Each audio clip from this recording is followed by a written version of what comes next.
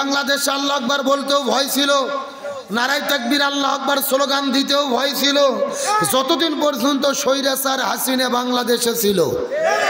আরো জোরে বলেন। এইরকম মাহফিল হাজার হাজার মানুষের দরকার নেই। 10 জন মানুষ যদি আপনাদের বাকরা বাজার অথবা শেখর গাছাতে গিয়ে নারায়ে তাকবীর আল্লাহু আকবার স্লোগান দিতেন, কিছুক্ষণ পরে পুলিশ এসে গোলাগুলি শুরু করত। আর এইরকম তাফসীর মাহফিল যদি করতে চাইতেন, ডিসি অফিস, এসপি অফিস, এলাকার ছুটকে ফাটকে নেতা আর তেলতেলা গোয়েন্দারের বাড়ি ঘুরতে ঘুরতে অন্তত 6 জোড়া করে স্যান্ডেল ক্ষয় হতো। তারপরও দেখা যেত এক নেতার নাম পোস্টারে দিলে আর এক নেতার মন খারাপ, আর এক নেতার নাম পোস্টারে দিলে আর এক নেতার মন খারাপ। ওদের নিজেদের মধ্যে কুকুরের মতো কামড়া কামড়ির কারণে হাজারো কোরআনের মাহফিল বন্ধ হয়েছে। এমনকি আমি শুনতে পেরেছি আজ থেকে 10 বছর আগে এই জায়গায় আপনারা মাহফিল করেছিলেন, আজিজুল ইসলাম জিহাদি সাহেব বক্তৃতা করেছিল, যার বক্তব্যের পরে এই গ্রামের মানুষদেরকে জালেমের বাচ্চারা মামলা পর্যন্ত দিয়েছিল। কথা বলেন ঠিক কিনা? আমরা পরিষ্কার করে বলি, দেশ এখন নতুন করে স্বাধীন হয়েছে, বাক স্বাধীনতা ফিরে এসেছে। এখন যদি কেউ কোরআনের মাহফিলে বাধা দেয়, পিঠের চামড়া থাকবে না। ওই স্বৈরাচার ভারত থেকে বাংলাদেশে এসেছিলেন মূলত বাংলাদেশ থেকে ইসলাম এবং মুসলমানদেরকে শেষ করে দেওয়ার জন্য। তার ধারাবাহিকতায় গত 16 বছর আমরা দেখেছি বাংলাদেশের শিক্ষা ব্যবস্থার মধ্য থেকে কোরআন হাদিসের শিক্ষাকে কেটে দিয়ে তারা ঢুকে দিয়েছিল বান্দরের শিক্ষা। হাজার হাজার আলেমদেরকে জেলেবন্দি করেছে, দাড়ি টুপিওয়ালাদেরকে গ্রেপ্তার করে জঙ্গিবাদের নাটক করেছে। এমনকি যখন তাদের ক্ষমতার চের নড়বড় হয়ে গেল, ভারতের ইশারায় তারা চিন্তা করে দেখেছিল এই বাংলাদেশে যতগুলো ইসলামী দল রয়েছে তার মধ্যে সবচেয়ে শক্তিশালী ইসলামী দল হলেন বাংলাদেশ জামাত ইসলামী। এই জন্য তারা 1 তারিখে জামাত ইসলামীকে নিষিদ্ধ করলেন, আর 5 তারিখে সিরে জুতো সিরে শাড়ি পরে মামু বাড়ি পালাতে বাধ্য হলো। স্বৈরাচার পালিয়ে গেছেন হেলিকপ্টারে চড়ে। 10 সেকেন্ডের একটা ভিডিও টেলিভিশনে আপনারা দেখছেন না? ওই ভিডিও দেখে মনে হচ্ছে উনি বাংলাদেশের 16 বছরের প্রধানমন্ত্রী হাসিনা না, আপনাদের বাখরার কাজের মেয়ে সকিনে। এ কথা কোন?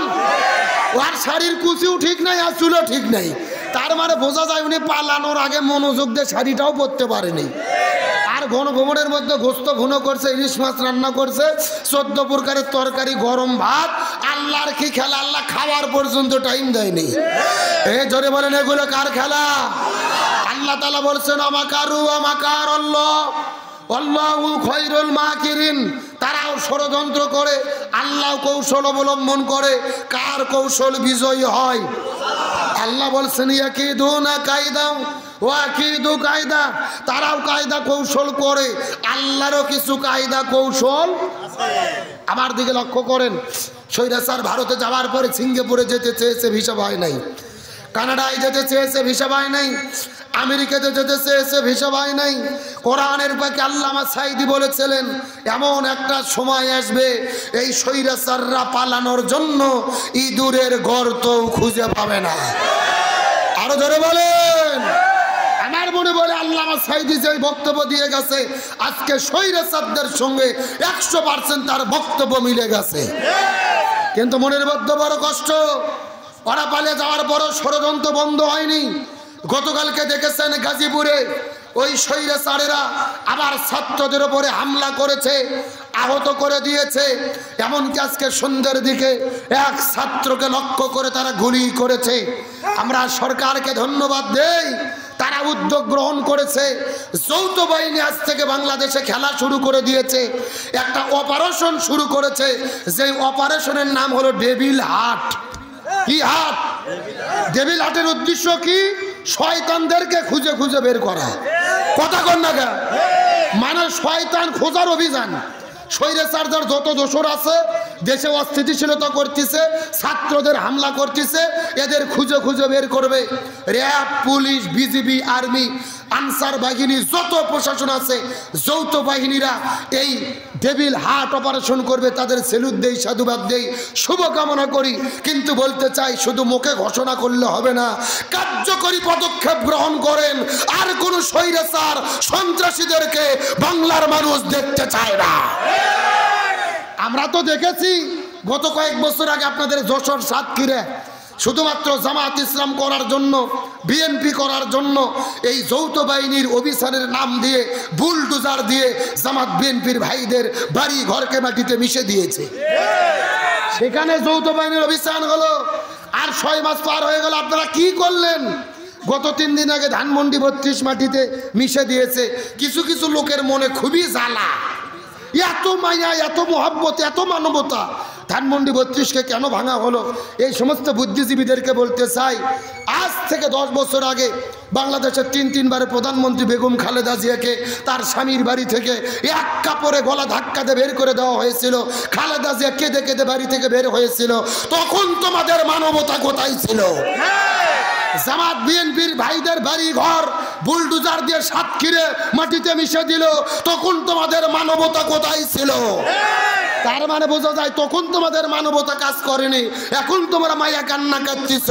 বোঝা যায় এরা হলো স্বৈরাচারের দোসর। আমরা যৌথ বাহিনীকে বলবো, এদেরকেও খেলা দেখান, এদেরকেও ভেতরে ঢুকান। এরা তলে তলে বিশৃঙ্খলা করার চেষ্টা করতেছে। এ দোসর মুসলমান, পরিষ্কার করে বলি, এই বাংলার জমিনে শত শত আলেমদেরকে যারা জেলে বন্দি করেছে, হাজার হাজার মানুষদেরকে ঘর বাড়ি ছাড়া করেছে, 1800 ছাত্র জনতাকে গুলি করে হত্যা করেছে, আমাদের প্রিয় ভাই আবু সাইদ রংপুরের চত্বরে দাঁড়িয়ে বন্দুকের কাছে বুক পাতে দিয়ে চিৎকার করে বলেছিলেন, আমার মনে দারুণ ঝড়, বুক পেতেছি, গুলি কর। একে একে 4টে গুলি করে হত্যা করে বিদায় করে দিয়েছে। মুগ্ধ ভাই পানি বিতরণ করতে গেছে, গুলি করে বিদায় করে দিয়েছে। এই বাংলার জমিন 1800 ছাত্র জনতাকে গণহত্যা করলো যারা, ওই গণহত্যার মহানায়িকা স্বৈরাচার হাসিনাকে ইন্টারপোলের মাধ্যমে ভারত থেকে বাংলাদেশে গ্রেফতার করে এনে প্রকাশ্য দেবালোকে ফাঁসির দড়িতে ঝোলাতে হবে। এই মতের সঙ্গে কারা কারা একমত? দুটি হাত আল্লাহকে তুলে দেখা।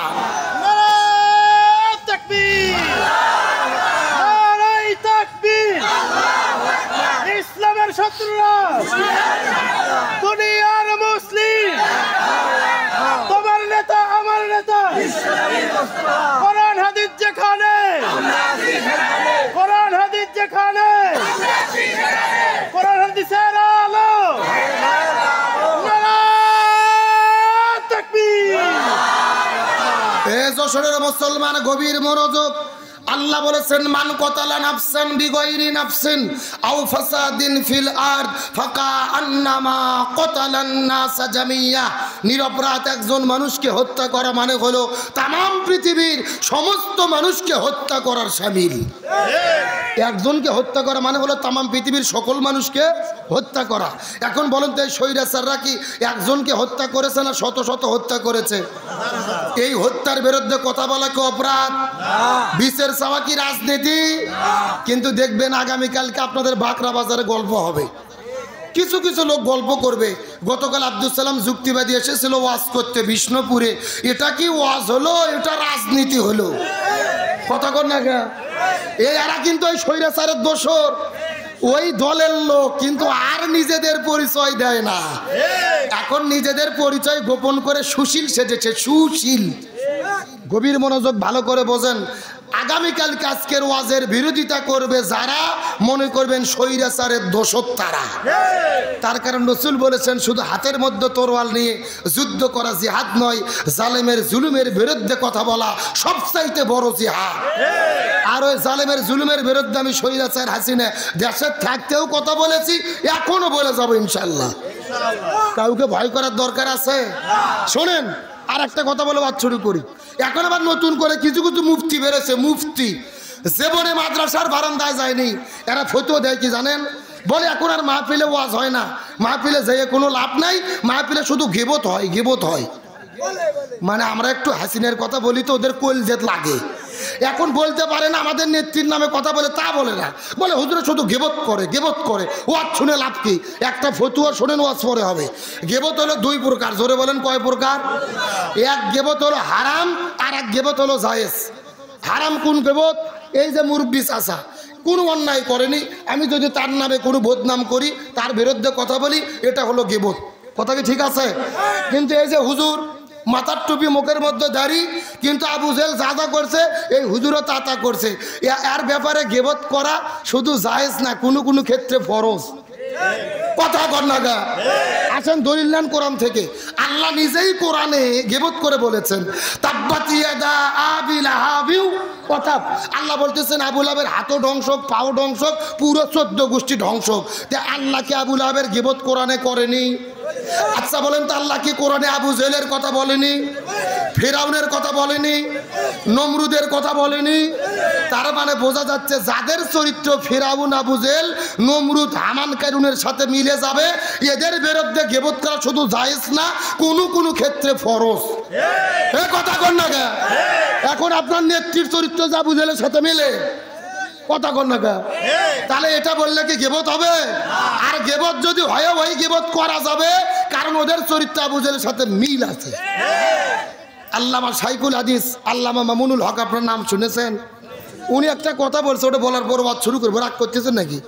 উনি বলছেন যে একটা গিলাসের ভেতরে ফিরআউন, নমরুদ, আবু জেহেল, হামান, কারুন এই কয়জনকে একটা গিলাসে রাখে একটা ঘন্টন মারলে একটা শেখ হাসিনা তৈরি হয়। কথা কি বুঝেছেন? মানে আবু জেহেল, ফিরআউন, নমরুদ, হামান, কারুন এদের মধ্যে যা যা চরিত্র ছিল, আমার দেশের রাবিয়া বসরি হাসিনের মধ্যেও তা ছিল। এখন আসেন কোরআন থেকে দলিল নেওয়ার দরকার আছে না নাই? 1450 বছর আগে মক্কার দারুন নাদওয়া সংসদের ভেতরে রসুলের বিরুদ্ধে, ইসলামের বিরুদ্ধে আবু জেহেল যেই 3টা ষড়যন্ত্র করেছিল, গত 16 বছরে আমার দেশের আবু জেহেলেরা আলেমদের বিরুদ্ধে তারাও 3টা ষড়যন্ত্র করেছিল। কয়টা? এ যশোরে মুসলমান গভীর মনোযোগ লক্ষ্য করুন। আজ থেকে 1450 বছর আগে মক্কার দারুন নাদওয়া সংসদের ভেতরে আবু জেহেল রসুলের বিরুদ্ধে যেই 3টা ষড়যন্ত্র করেছিল, গত 16 বছরের ভেতরে আমার দেশের ভেতরে আমার দেশের আবু জেহেলেরা একই রকম ভাবে 3টা ষড়যন্ত্র করেছে। দলিল হলো আল্লাহর কোরআন, সূরাটির নাম হলো সূরা আনফাল, আয়াত নম্বর হলো 30। কয় নম্বর বললাম? এ যশোরে মুসলমান গভীর মনোযোগ লক্ষ্য করুন। আল্লাহ তাআলা সূরা আনফালের 30 নম্বর আয়াতের ভেতরে কত চমৎকার করে বলেন, ওয়া ইয ইয়ামকুরু বিকাল্লাযিনা কাফারু। আল্লাহ তাআলা ডাক দিয়ে বলেন, ইয়া রাসূলুল্লাহ, আবু জেহেল আপনার বিরুদ্ধে ষড়যন্ত্র করতেছে, কিয়ামত পর্যন্ত করবে। ইয়ামকুরু শব্দটি মুজারের সিগা, বর্তমান, ভবিষ্যৎ, প্রেজেন্ট, ফিউচার। আল্লাহ তাআলা ডাক দিয়ে বলেন, ইয়া রাসূলুল্লাহ, আবু জেহেল আপনার বিরুদ্ধে ষড়যন্ত্র করতেছে, কিয়ামত পর্যন্ত করবে। এখন আমি আপনাদেরকে জিজ্ঞাসা করি, বলেন তো আবু জেহেল কি কিয়ামত পর্যন্ত বেঁচে থাকবে? তাহলে আল্লাহ মনে হয় ভুল করে লিখেছে। আপনাদের কি মনে হয় আল্লাহ কি ভুল করে? আল্লাহ ভুল করেন এমন কথা বললে ঈমানও থাকবে না। কিন্তু আল্লাহ তাআলা যদি এই জায়গায় মাকারা শব্দ দিত, এই জায়গার মধ্যে অর্থ হয়ে যেত। কিন্তু আল্লাহ মাকারা শব্দ ব্যবহার না করে ইয়ামকুরু শব্দটি কেন ব্যবহার করলেন?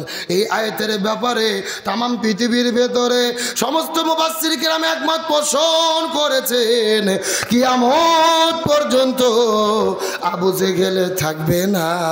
কিন্তু আবু জেহেলের নাতি পুতিরা, যোগ্য উত্তরসূরিরা কিয়ামত পর্যন্ত দেশে দেশে থাকবে। এ কার বক্তব্য? আসেন আমি যদি একটা কথা বানায় বলি, কাসিদ আমার জিহ্বা কাটে নেবেন, আমার কোনো আপত্তি নেই। তবে আমি কোরআন থেকে দলিল দিয়ে যদি কথা বলি, আর আপনারা যদি মুসলমান বলে নিজেদের দাবি করেন, আপনাদেরকে মেনে নিতে হবে। এ যশোরে মুসলমান তারা চিৎকার করে বলেন তো দেখি, কিয়ামত পর্যন্ত আবু জেহেল থাকবে, এটা কে ঘোষণা করেছে? আরো জোরে বলেন কে? রাসূল ডাকতে বলেন, আল্লাহ আপনি তো বললেন কিয়ামত পর্যন্ত আবু জেহেল থাকবে, আমরা আবু জেহেলদেরকে চিনতে পারবো কেমনে? আল্লাহ বলেন, ইয়া রাসূলুল্লাহ, কিয়ামত পর্যন্ত আবু জেহেল যারা হবে তারা সব সময় কাজ করবে 3টা। জোরে বলেন কয়টা? এ মুরব্বি সাজুল্লাহ কেন? মুরব্বি মুরব্বি মুরব্বি না না না, শোনেন, আবু জেহেলের কথা শুনে ওটা কিন্তু লক্ষণ ভালো না। জাগার মাল পেশাব করে যদি জাগা ফেরত না আসে তাহলে মনে করবেন ভেজাল আছে। ঠিক আছে কথা? এ চিৎকার করে বলেন আবু জেল্লা কয়টা কাজ করবেন? আরো জোরে বলেন। এ দেশের মুসলমান মনোযোগ দিয়ে শোনার চেষ্টা করেন। বাপ দাদার কোনো কিচ্ছা কাহিনী বলার জন্য আসি নাই, সরাসরি কোরআন থেকে রিলে করে শোনাচ্ছি। রাসূল ডাকতে বলেন আল্লাহ আপনি তো বললেন কিয়ামত পর্যন্ত আবু জেলের বংশধররা 3টা কাজ করবে। আবু জেল্লা কি কি কাজ করবেন? এমন সময় আল্লাহ বলেন ইয়া রাসূলুল্লাহ এই 3টা কাজের মধ্যে প্রথম নম্বর কাজ হলো এই জমিনে যারা কোরআনের হক কথা বলবে, কোরআনের সত্য কথা বলবে, এই জমিনে দিন প্রতিষ্ঠার আন্দোলন করবে, প্রথম নম্বর কাজ হলো এই জমিনের ভেতরে যারা কোরআনের হক কথা বলবে লিইউসবিতুকা তাদেরকে তারা জেলের মধ্যে বন্দী করবে। এখন আপনাদেরকে জিজ্ঞাসা করি হে যশোরের মুসলমান সত্য করে চিৎকার করে বলেন তো দেখি এই গত 16 বছরের ভেতরে আমার দেশের মধ্যে আলেমদেরকে বন্দী করা হয়েছে নাকি হয় নাই? আমাদের প্রিয় ভাই মুফতি আমির হামজা, শাইখুল হাদিস আল্লামা মামুনুল হক, শিশু বক্তা নামে পরিচিত রফিকুল ইসলাম মাদানী, ওই যে কোরআনের পাখি শহীদ আল্লামা দিলওয়ার হোসেন সাইদি অর্ধশত বছর তিনি কোরআনের মাহফিলে আলোচনা করলেন। যার আলোচনা শোনার পরে শত শত মানুষ কালেমা পড়ে পড়ে মুসলমান হলো। যেই মানুষটা কাবা ঘরের মধ্যে ঢুকে নামাজ পড়ার মতো অনুমতি পাইল, যেই মানুষটাকে বুকের মধ্যে জোরে ধরে কাবা শরীফের ইমামে চুমু খাইল, ওই কোরআনের পাখি আল্লামা সাইদিকে 1 নয় 2 নয় 13 বছর জেলে বন্দী রাখার পরে, ওই জেল থেকে বের করার পরে, হসপিটালের মধ্যে ভর্তি করার পরে, ইনজেকশনের সিরিজের মধ্যে বিষ ঢুকাই ওই আল্লামা সাইদিকে পরিকল্পিতভাবে তারা হত্যা করেছে। আরো জোরে বলেন। ওই কোরআনের পাখি আল্লামা সাইদিকে 1 নয় 2 নয় 13 বছর ধরে জেলে বন্দি রেখে হসপিটালে ভর্তি করে যেই ডাক্তারকে চিকিৎসা করার দায়িত্ব দিয়েছিলেন, যেই ডাক্তারের নাম হলেন ডাক্তার মোস্তফা জামান। এই ডাক্তার কোন ডাক্তার? যেই ডাক্তার 2013 সালে শাহবাগের গণজাগরণ মঞ্চে দাঁড়িয়ে স্লোগান দিয়েছিল সতে সাইদি তুই রাজাকার, তুই রাজাকার, রাজাকারের ফাঁসি চাই। যেই লোকটা আল্লামা সাইদির ফাঁসি চাইল, ওই লোকটাকে দিল চিকিৎসা করার দায়িত্ব। আমাদের বগুড়ার ভাষায় বলে শিয়ালের কাছে ছাগল বাগি। আরো জোরে বলেন। ওই হসপিটালের 2টা নার্স বলেছেন আল্লামা সাইদির শরীরে এই ডাক্তার মোস্তফা জামান যখন ইনজেকশন পুশ করেছে তার কিছুক্ষণ পরে আল্লামা সাইদি মৃত্যুর কোলে ঢলে পড়েছে। তার মানে বোঝা গেল আল্লামা সাইদির মৃত্যু কোনো স্বাভাবিক মৃত্যু ছিল না, এটা পরিকল্পিত হত্যাকাণ্ড। সুতরাং বর্তমান ডক্টর ইউনূস সরকারকে বলবো ওই কোরআনের পাখি আল্লামা সাইদিকে পরিকল্পিতভাবে যারা মৃত্যুর দিকে ঠেলে দিয়েছে এদের প্রত্যেককেই গ্রেফতার করে ফাঁসির দড়িতে ঝুলাতে হবে। তাহলে চিৎকার করে বলেন আবু জেল্লা কয়টা কাজ করবেন? 3টা। আরো জোরে বলেন। এ যশোরের মুসলমান গভীর মনোযোগ লক্ষ্য করুন। আবু জেল্লা 3টা কাজ করবেন। তার মধ্যে প্রথম নম্বর কাজ হলো কোরআনের হক কথা যারা বলবেন তাদেরকে তারা জেলখানার মধ্যে বন্দি করবেন। 2 নম্বর কাজ হলো আলেমদের জেলে বন্দি করে তাদেরকে যদি দ্বীনের পথ থেকে ফিরানো না যায়, ইসলামের পথ থেকে ফিরানো না যায়, কোরআনের পথ থেকে ফিরানো না যায়, 2 নম্বর কাজ হলো লিয়াকতুলুকা প্রয়োজনে তারা তাদেরকে হত্যা করে বিদায় করে দেবে। এই বাংলাদেশে গত 16 বছরের মধ্যে লক্ষ্য করে দেখেন আমাদের নাকিব, আমাদের আবার মৌলানা মতুর রহমান নিজামী, আব্দুল কাদের মোল্লা, সালাউদ্দিন কাদের শাখা চৌধুরী, আলী হাসান মোহাম্মদ মুজাহিদ, মীর কাসেম আলী, মীর কাসেম আলী মিঠু ভাই সহ কত নেতাদেরকে, আমাদের নকিবদেরকে, রাহবারদেরকে গলার মধ্যে ফাঁসির দড়ি ঝুলাইয়া এই জমিনের মধ্য থেকে তারা বিদায় করে দিয়েছে। এদের কোনো দোষ ছিল না, এদের কোনো অপরাধ ছিল না, এদের অপরাধ হলো একটা, এই জমিনের ভেতরে তারা কোরআন প্রতিষ্ঠা আন্দোলন করেছিল। এই জন্য 1 নম্বর ছেলে বন্দি করবে, 2 নম্বর হত্যা করবে। আর আবু জেলের বংশধররা 3 নম্বর কাজ করবে এই জমিনের ভেতরে যেই আলেমদের জনপ্রিয়তা বেড়ে যাবে, যাদের মাহফিলে হাজার হাজার মানুষের উপস্থিতি ঘটবে, যাদের মাহফিলে লক্ষ লক্ষ যুবকেরা দৌড়ে দৌড়ে ছুটে যাবে, এই আলেমদেরকে দেশের মধ্যে তারা থাকতে দেবে না। লিয়ে করি জুকা, তাদেরকে তারা দেশ থেকে বের করে দেবে। এই বাংলাদেশে গত 16 বছরের মধ্যে লক্ষ্য করে দেখেন, কোরআনের বাকি শহীদ আল্লামা দিলওয়ার হোসেন সাইদির পরে সবচাইতে যিনি বেশি জনপ্রিয়তা অর্জন করেছিল আমাদের প্রিয় ভাই ডক্টর মিজানুর রহমান আল আজহারি। আরো জোরে বলেন। এই আজহারি ভাই জনপ্রিয়তা অর্জন করার কারণে এই দেশের মধ্যে তাকে থাকতে জায়গা দেওয়া হলো না, তাকেও বাংলাদেশ থেকে মালয়েশিয়া যাইতে বাধ্য করা হলো। এই জন্য আবু জেল্লা 3টা কাজ করবে। 1 নম্বর জেলেবন্দি করবে, 2 নম্বর হত্যা করবে, 3 নম্বর দেশ থেকে বের করে দেবে। এখন আমি আপনাদের জিজ্ঞাসা করি, বলেন তো এ যশোরের মুসলমান চিৎকার করে বলেন তো, গত 16 বছরের ভেতরে এই 3টা কাজ আমার দেশের আবু জেলেরা করছে নাকি করে নাই? এ জোরে বলেন, করছে নাকি করে নাই? তার মানে বোঝা গেল 1450 বছর আগের আবু জেল আর বাংলাদেশের গত 16 বছরের আবু জেল, এদের ভেতরে বিন্দু মাত্র কোনো পার্থক্য নাই। কিন্তু আল্লাহর কি খেলা, আল্লাহর কি ফয়সালা। ওই আবু জেলের বাড়ি ছিল মক্কাতে, কাবা ঘরের পাশে। আবু জেলের বাড়ি আর বাড়ি নাই, আল্লাহ আবু জেলের বাড়িকে বানাই দিয়েছে ইন্টারন্যাশনাল পায়খানা। আর বাংলাদেশের স্বৈরাচার হাসিনা পালিয়ে যাওয়ার পরে গুলিস্তানের তাদের অফিসটাকে জাতীয় টয়লেট বানাইছিল জনগণ।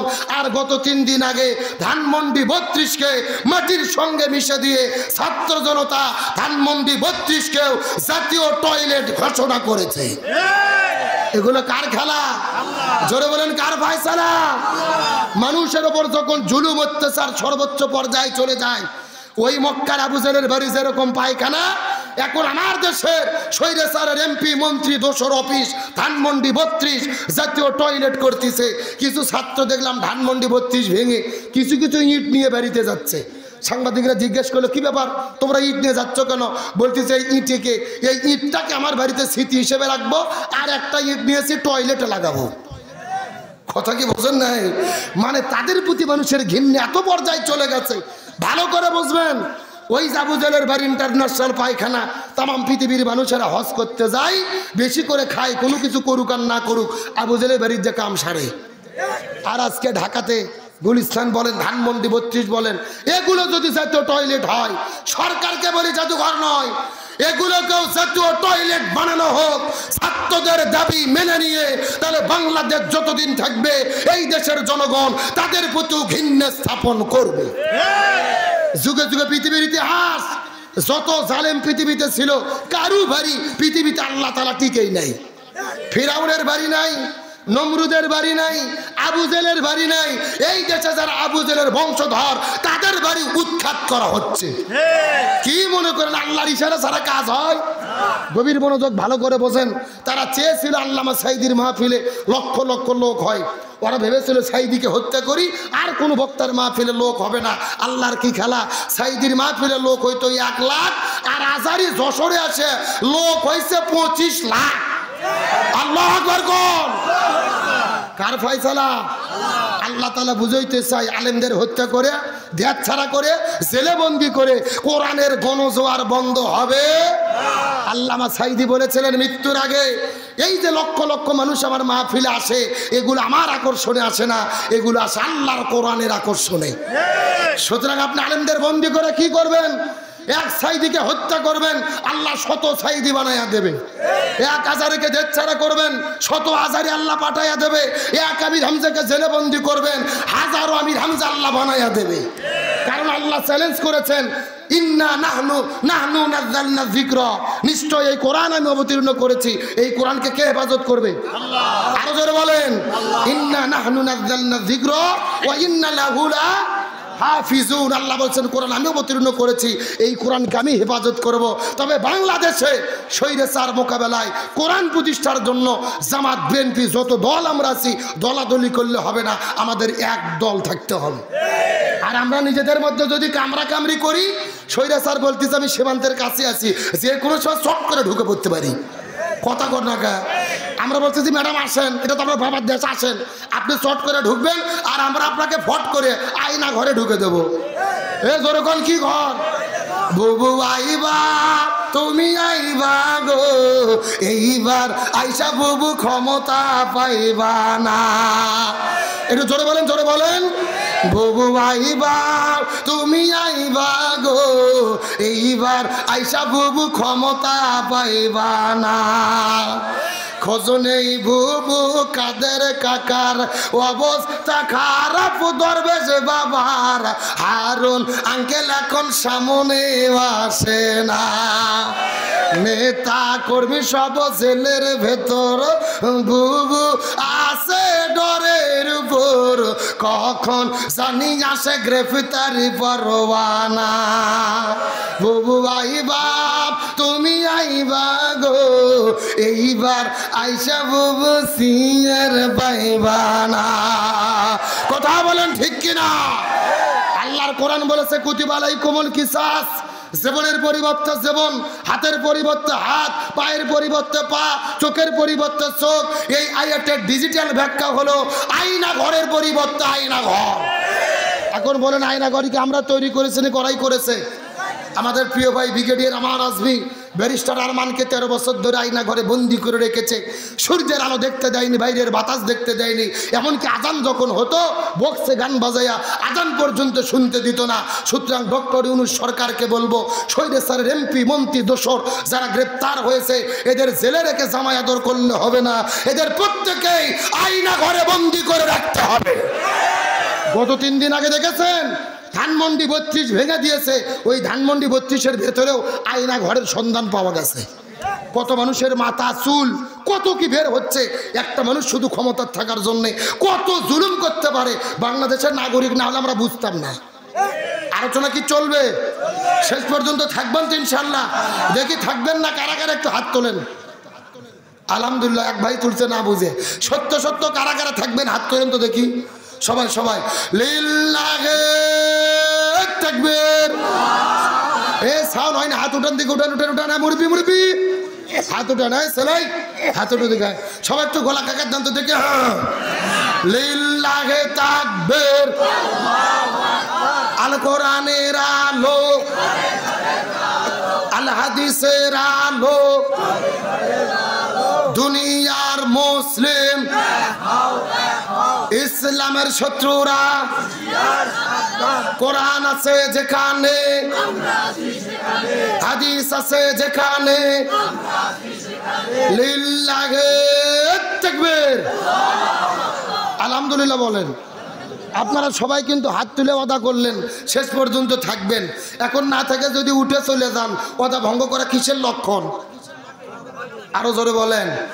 আপনারা কি মুনাফিক হতে চান? মুনাফিক হতে চান কি চান না, এটা মোনাজাতের আগে বোঝা যাবে। জোরে বলেন, কিসের আগে?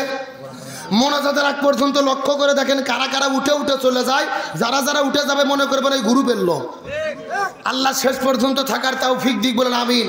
আমি জানতে চাচ্ছি ওই যে ভোকের মধ্যে ব্যাস বাজে দাঁড়িয়ে আছে এরা কারা? এই ভলেন্টিয়ার ছেলে পেলে, তোমরা নিজেরাই যদি না বসো সাধারণ লোক কেমনে থাকবে? দেখি সামনে এসে বসো দেখি। এরা না বসা পর্যন্ত আমি ওয়াজি করবো না।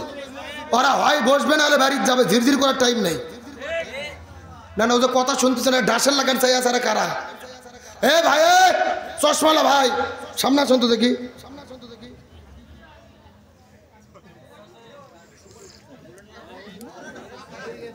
জি জি, সবাই বসে গেছেন আলহামদুলিল্লাহ। আলোচনা কি চলবে?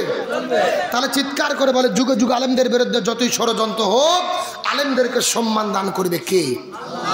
আরো জোরে বলেন। আমার প্রিয় বন্ধুগণ, মুসলমান ভাইরা গভীর মনোযোগ।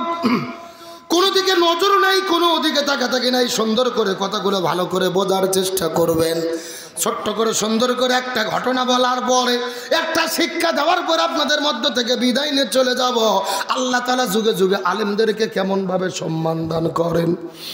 এই ভারত উপমহাদেশের ভেতরে আল্লাহর একজন জগৎ বিখ্যাত আল্লাহর ওলি ছিলেন আল্লামা খাজা কুতুবউদ্দিন আলবেক আল কাকি রহমতুল্লাহ আলাইহি। এই জমিনের মধ্য থেকে যখন তিনি বিদায় নিয়ে চলে যাবেন, তার মৃত্যুর পূর্বে সমস্ত ছাত্রদেরকে ডাক দেয়া বলে, এ ছাত্ররা রে, আমি জমিনের মধ্য থেকে বিদায় নিয়ে চলে যাব। আমার মৃত্যুর পরে জানাজার নামাজ পড়ার কোনো দরকার নাই। আমার মৃত্যুর পরে তোমরা বিনা জানাজায় আমার লাশটাকে তোমরা দাফন করে দেবে। সমস্ত ছাত্রগুলো কান্না করতে করতে বলে, হুজুর এটা আপনি কেমন কথা বললেন?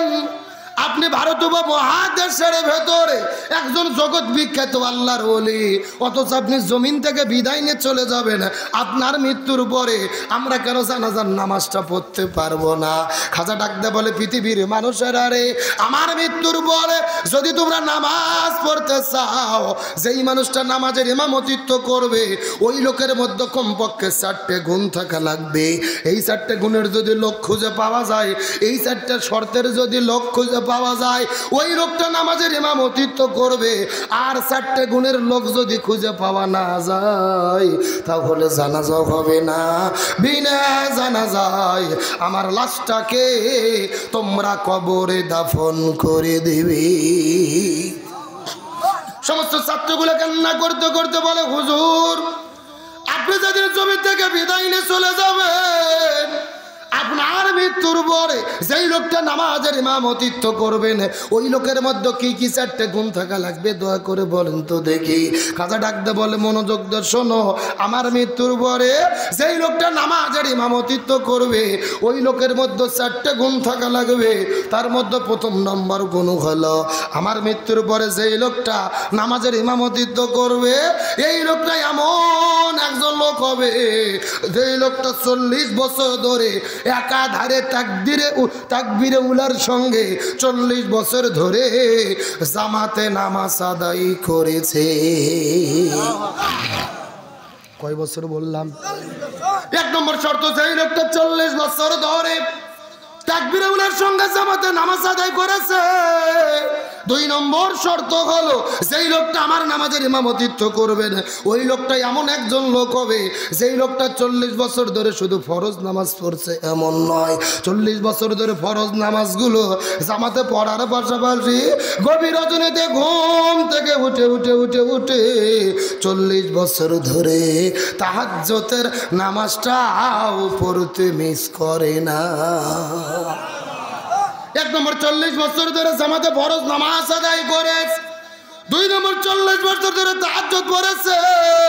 আর 3 নম্বর গুণ হলো, আমি আপনাদের কাছে জিজ্ঞেস করি, যশোরের মুসলমান চিৎকার করে বলেন তো, ফজরের আসরের ফরজ নামাজ কয় রাকাত? এই 4 রাকাত ফরজের আগে সুন্নাত আছে কয় রাকাত? খাজা ডাকতে বলে, আমার মৃত্যুর পরে যেই লোকটা নামাজের ইমামতিত্ব করবে এই লোকটা এমন একজন লোক হবে যেই লোকটা 40 বছর ধরে আসরের 4 রাকাত ফরজের আগে 4 রাকাত সুন্নাতটাও পড়তে মিস করে না। আর 4 নম্বর গুণ হলো, যেই লোকটা চক্ষুকে হেফাজত করেছে। যুবক হওয়ার পর থেকে যেমনি কোনোদিন কোন মহিলার দিকে ইচ্ছা করে তাকাই নাই। কুল্লিল মুমিনিনা ইয়াগুদ্দু মিন আবসারিহিম, ইমানদার হিসেবে তার চক্ষুকে হেফাজত করেছে, যেমন কোনোদিন কোন মহিলার দিকে ইচ্ছা করে তাকাই নাই। এই 4টে গুণের যদি লোক খুঁজে পাওয়া যায় ওই লোকটা নামাজের ইমামতিত্ব করবে।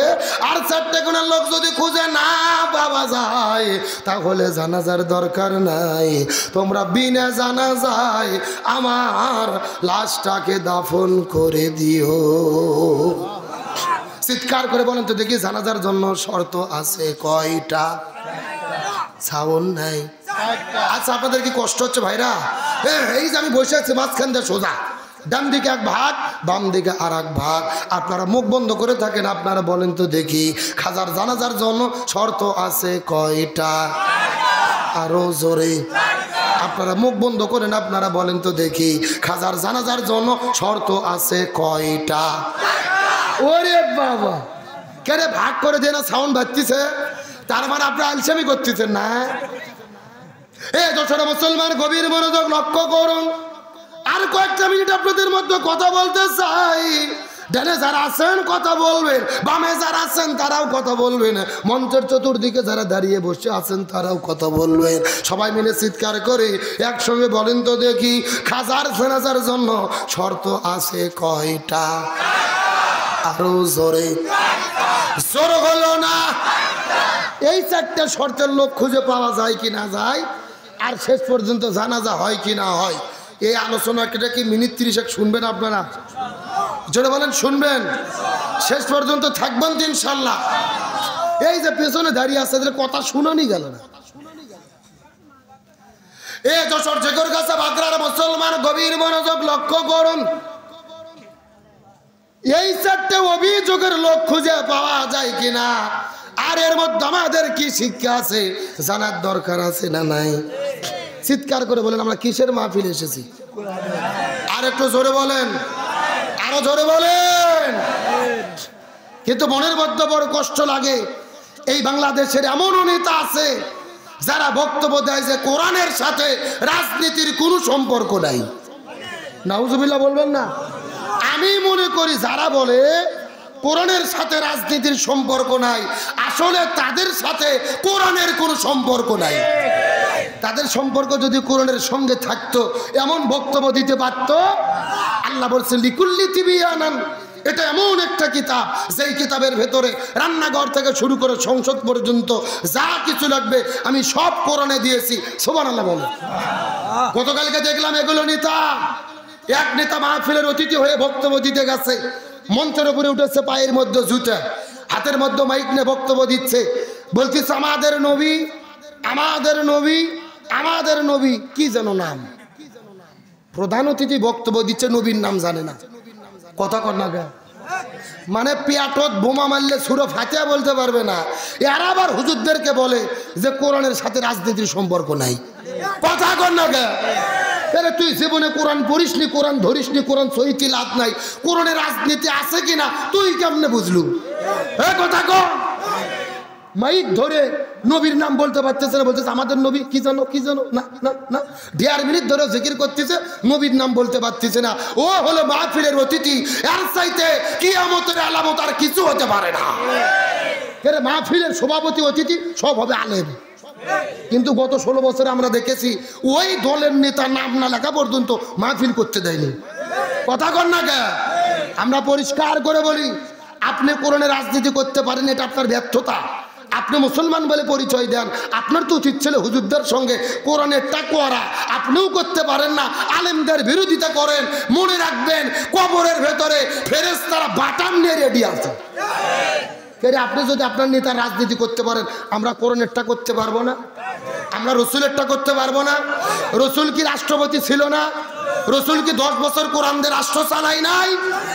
আপনি আপনার নেতারটা পড়তেছেন, আমরা রসুলেরটা কোরআনেরটা করতে চাই। গভীর মনোযোগ ভালো করে বোঝেন। নামাজ রোজা হজ যাকাত যেমন ফরজ, তেমনি রূপে জমিনে দিন কায়েমের আন্দোলন করা প্রত্যেকটা মুসলমানের জন্য ফরজ। আল্লাহর কোরআন বলেছেন ওয়াতাসিমু বিহাবলিল্লাহি জামিয়াও ওয়ালা তাফাররাকু, তোমরা যদি মুসলমান হও এই জমিনে দিন কায়েমের আন্দোলন করে আল্লাহর রশিকে ঐক্যবদ্ধভাবে আঁকড়ে ধরো। আল্লাহর কোরআন বলেছেন ওয়ালতাকুম মিনকুম উম্মাতুন ইয়াদউনা ইলাল খায়র ইয়ামুরুনা বিল মারুফ ওয়া ইয়ানহাউনা আনিল মুনকার। মুসলমানদের মধ্যে অবশ্যই একটা দল থাকবে যারা ভালো কাজের আদেশ করবে, অন্যায় কাজে বাধা দেবে। আল্লাহর কোরআন বলেছেন আল্লাযীনা ইম্মাক্কান্নাহুম ফিল আরদি আকামুস সালাহ ওয়া আতাউজ যাকাত ওয়া আমারু বিল মারুফ ওয়া নাহাউ আনিল মুনকার। মুসলমান দল যদি ক্ষমতায় যায় 4টে কর্মসূচি তারা বাস্তবায়ন করবে। 1 নম্বর নামাজ বাধ্যতামূলক করবে, 2 নম্বর যাকাত ভিত্তিক অর্থনীতি কায়েম করবে, 3 নম্বর ভালো কাজ চালু করবে, 4 নম্বর মন্দ কাজ বন্ধ করবে। ক্ষমতায় যাওয়ার পরে এই 4 কর্মসূচি যারা বাস্তবায়নের ঘোষণা দেবে, মুসলমান হিসেবে তাদের পক্ষেই আমাদের থাকতে হবে। বক্তব্যকে আব্দুল সালাম যুক্তিবাদী না আল্লাহ?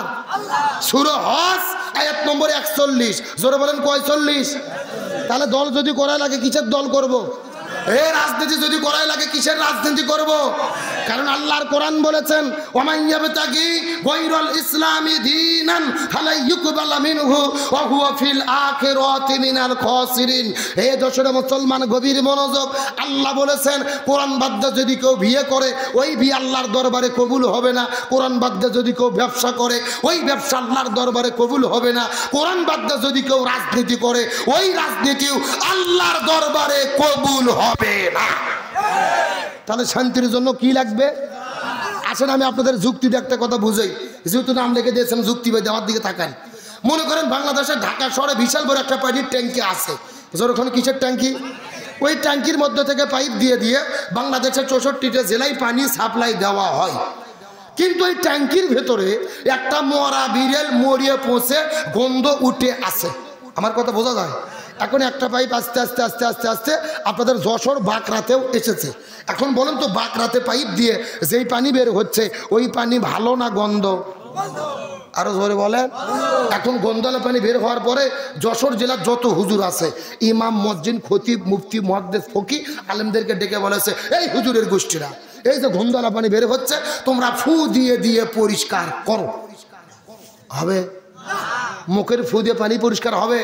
কে রে, আপনাদের যশোরের হুজুর তো দূরের কথা, কাবা শরীফে ইমাম এসেও যদি ফু দেয় পানি পরিষ্কার হবে? বলেন তো পানি পরিষ্কার করতে গেলে কি পরিষ্কার করা লাগবে? ওই ঢাকা শহরের ট্যাঙ্কি পরিষ্কার করা লাগবে। এটা কি বুঝতে পেরেছেন? এবার আসল ওয়াজ শোনেন, আসল ওয়াজ। এই বাংলাদেশেও শান্তিপুতিতে একটা ট্যাঙ্কি আছে যার নাম হলো সংসদ ভবন। আরো ধরে বলেন। আর ওই সংসদের ভেতর থেকে বাবার আইন, দাদার আইন, চাচার আইন, খালুর আইন, ফুপর আইন, স্বামীর আইন, স্ত্রীর আইন, চাচার আইন, চাচির আইন, কালমার্সের আইন, লেনিনের আইন, পুতিনের আইন, প্লেটোর আইন, সক্রেটিসের আইন, ধর্মনিরপেক্ষতাবাদ, জাতীয়তাবাদ, সোশ্যালিজম, ক্যাপিটালিজম, মানব রচিত তন্ত্র মন্ত্রকে, ভারতের আইন, ব্রিটিশের আইনকে জুতো পিটা করে দেশ থেকে বিদায়ী করে যতদিন পর্যন্ত কোরআন সংসদের মধ্যে ঢুকাইয়া কোরআন দিয়ে বাংলাদেশ পরিচালিত না হবে ততদিন পর্যন্ত এই জমিনের ভেতরে শান্তি আসতে পারে না, পারে না, পারে না। সুতরাং বাংলাদেশের শান্তি কায়েমের জন্য এই কোরআন দিয়ে বাংলাদেশ চলুক, এটাকে আপনারা চান? কারা কারা চান? দুটি হাত আল্লাহকে তুলে দেখা। দেন তাকবীর, দেন দেখি। নারায়ে তাকবীর, নারায়ে তাকবীর। আল কোরআনের আলো, আল কোরআনের আলো, নারায়ে তাকবীর। স্লোগান হলো কিন্তু সাটলো না। হ্যাঁ, মানে কোনো মতো টানে টুনে পাস। এ মাঝখান থেকে একজন তাকবীর দেন তো, কে পারেন দেখি? স্লোগান দেন তো একজন দেখি, একজন তাকবীর দেন।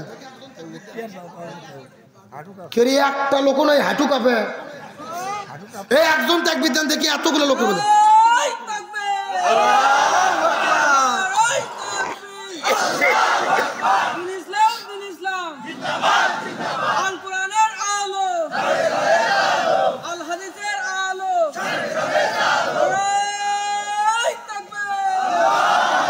আলহামদুলিল্লাহ বলেন না। এই হুজুরের বাঘের বাচ্চা মনে হলো।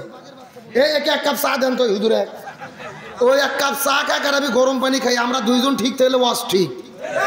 কতক্ষণ? একেবারে সোজা কথা। জমিন যার, আইন চলবে তার। আল্লাহর জমিন, আল্লাহর আইন কায়েম ছাড়া শান্তি আসতে পারে? আল্লাহর রহমত প্যান্ডেল মোটামুটি ভরে গেছে, একটা পরিবেশ তৈরি হয়ে গেছে। আলহামদুলিল্লাহ কোন আলোচনা কি চলবে? আলোচনা চলছে, চলছে। ওটা উঠি করা যাবে? তাহলে চিৎকার করে বলেন, খাজার জানাজার শর্ত কয়টা? আরো ধরে বলেন। আমার বন্ধুগণ, মুসলমান ভাইরা গভীর মনোযোগ লক্ষ্য করুন। কোনো দিকে নজর নাই, কোনো দিকে তাকাতাকি নাই। ছোট্ট করে একটা দৃষ্টান্ত দিয়ে আপনাদের মধ্য থেকে বিদায় নিয়ে চলে যাওয়ার চেষ্টা করব। খাজা চারটার শর্ত দেওয়ার পরে পরের দিনে সকালবেলা ফজর নামাজের পরে লক্ষ্য করে দেখা গেল আল্লাহর ডাকে সাড়া দিয়ে ওই খাজা পৃথিবীর মধ্য থেকে বিদায় নিয়ে তিনি চলে গেলেন। এ যশোর বাগড়া বিষ্ণুপুরে মুসলমান গভীর মনোযোগ। খাজা জমিনের মধ্য থেকে বিদায় নিয়ে চলে যাওয়ার পরে তার মৃত্যুর খবর যখন চতুর্দিকে ছড়ে পড়লেন, চতুর্দিক থেকে লক্ষ লক্ষ মানুষেরা খাজার লাশের কাছে ভিড় জমানো শুরু করলেন। হাজার মানুষ চোখের পানি ফেলে কান্না করে করে করে করে দোয়া করলে চতুর্দিকে কান্নার রোল পড়ে গেল। খাজা বিদায় নিয়ে চলে গেছে, মানুষেরা কান্না করে করে করে করে করে করে করে দোয়া শুরু করলেন। এখন আমি আপনাদেরকে জিজ্ঞাসা করি, বলেন তো দুইজনেরা কারা? কি সমস্যা কি তোমাদের? না না, তুমি কি ভাবতেছো? এখানে আমি চিল্লাচ্ছি দেখে শুনতে পাচ্ছি না। কি করতেছো তোমরা? তোমরা একটু দয়া করে বসো তো দেখি। তোমাদের দাঁড়িয়ে থাকার কোনো দরকার নেই, এখানে বডি গার্ড দেওয়া লাগবে না। আমরা বসো। এ যশোরে মুসলমান গভীর মনোযোগ লক্ষ্য করুন। খাজা পৃথিবী থেকে বিদায় নিয়ে চলে গেছে, মানুষেরা কান্না করে করে দোয়া করে। এখন আমি আপনাদের জিজ্ঞাসা করি, বলেন তো এই বাংলাদেশের মধ্যে যখন আলেমেরা বিদায় নিয়ে চলে যায়, মানুষেরা কান্না করে করে দোয়া করে কি করে না? এই গত 16 বছরের মধ্যে আমরা লক্ষ্য করে দেখেছি, আমাদের মধ্য থেকে যখন বিদায় নিয়ে চলে গেলেন, আল্লামা আমার শাফি রাহিমাহুল্লাহ হুজুর বিদায় নিয়ে চলে গেলেন, আল্লামা জুনায়েদ বাবু নগরী রহমতুল্লাহ আলাইহি হুজুর বিদায় নিয়ে চলে গেলেন। ওই যে কোরআনের পাখি শহীদ আল্লামা দিলওয়ার হোসেন সাইদি হুজুর যখন বিদায় নিয়ে চলে গেল, আল্লামা সাইদির মৃত্যুর খবর শোনার পরে মানুষেরা চতুর্দিকে হাউমাউ করে করে করে করে করে কান্না করা শুরু করেছে। আমার দেশের মা বোনেরা রোজা থেকে থেকে তাহাজ্জুদের নামাজ পড়ে পড়ে দোয়া করা শুরু করেছে, চতুর্দিকে কান্নার রোল পড়ে গেছে। তার মানে কি বোঝা গেল? আলেমেরা বিদায় নিলে মানুষেরা কান্না করে করে দোয়া করে কি করে না? কিন্তু গত 16 বছরের মধ্যে লক্ষ্য করে দেখেন, ওই স্বৈরাচার আওয়ামী লীগ দলের ভেতরে যত নেতা খেতা এমপি মন্ত্রী মানুষগুলো মারা গেছে, তাদের মৃত্যুর খবর যখন ইন্টারনেট ফেসবুকের মধ্যে টেলিভিশনের মধ্যে প্রচার হয়েছে, তাদের মৃত্যুর খবর শোনার পরে কমেন্টের ভেতরে কেউ ইন্না লিল্লাহ বলে না। 95% মানুষেরা তাদের মৃত্যুর খবর শুনে সবাই বলে আলহামদুলিল্লাহ। এ কথা বলেন, আল্লাহর কোরআনের বিধান বলেন, আল্লাযীনা ইযা আসাবাতুহুম মুসিবা ক্বালু ইন্না লিল্লাহি ওয়া ইন্না ইলাইহি রাজিউন। যখন কোনো মানুষ মারা যাবে, বিপদের খবর তোমরা শুনবে, তখন তোমরা ইন্না লিল্লাহ বলবা। অথচ তাদের মৃত্যুর খবর শোনার পরে মানুষেরা আলহামদুলিল্লাহ বলে আনন্দ ফুর্তি করে। আমার নবী আবু দাউদ শরীফের হাদিসের মধ্যে বলেন, জাহান্নামী ব্যক্তির মৃত্যুর 6টা আলামত রয়েছে।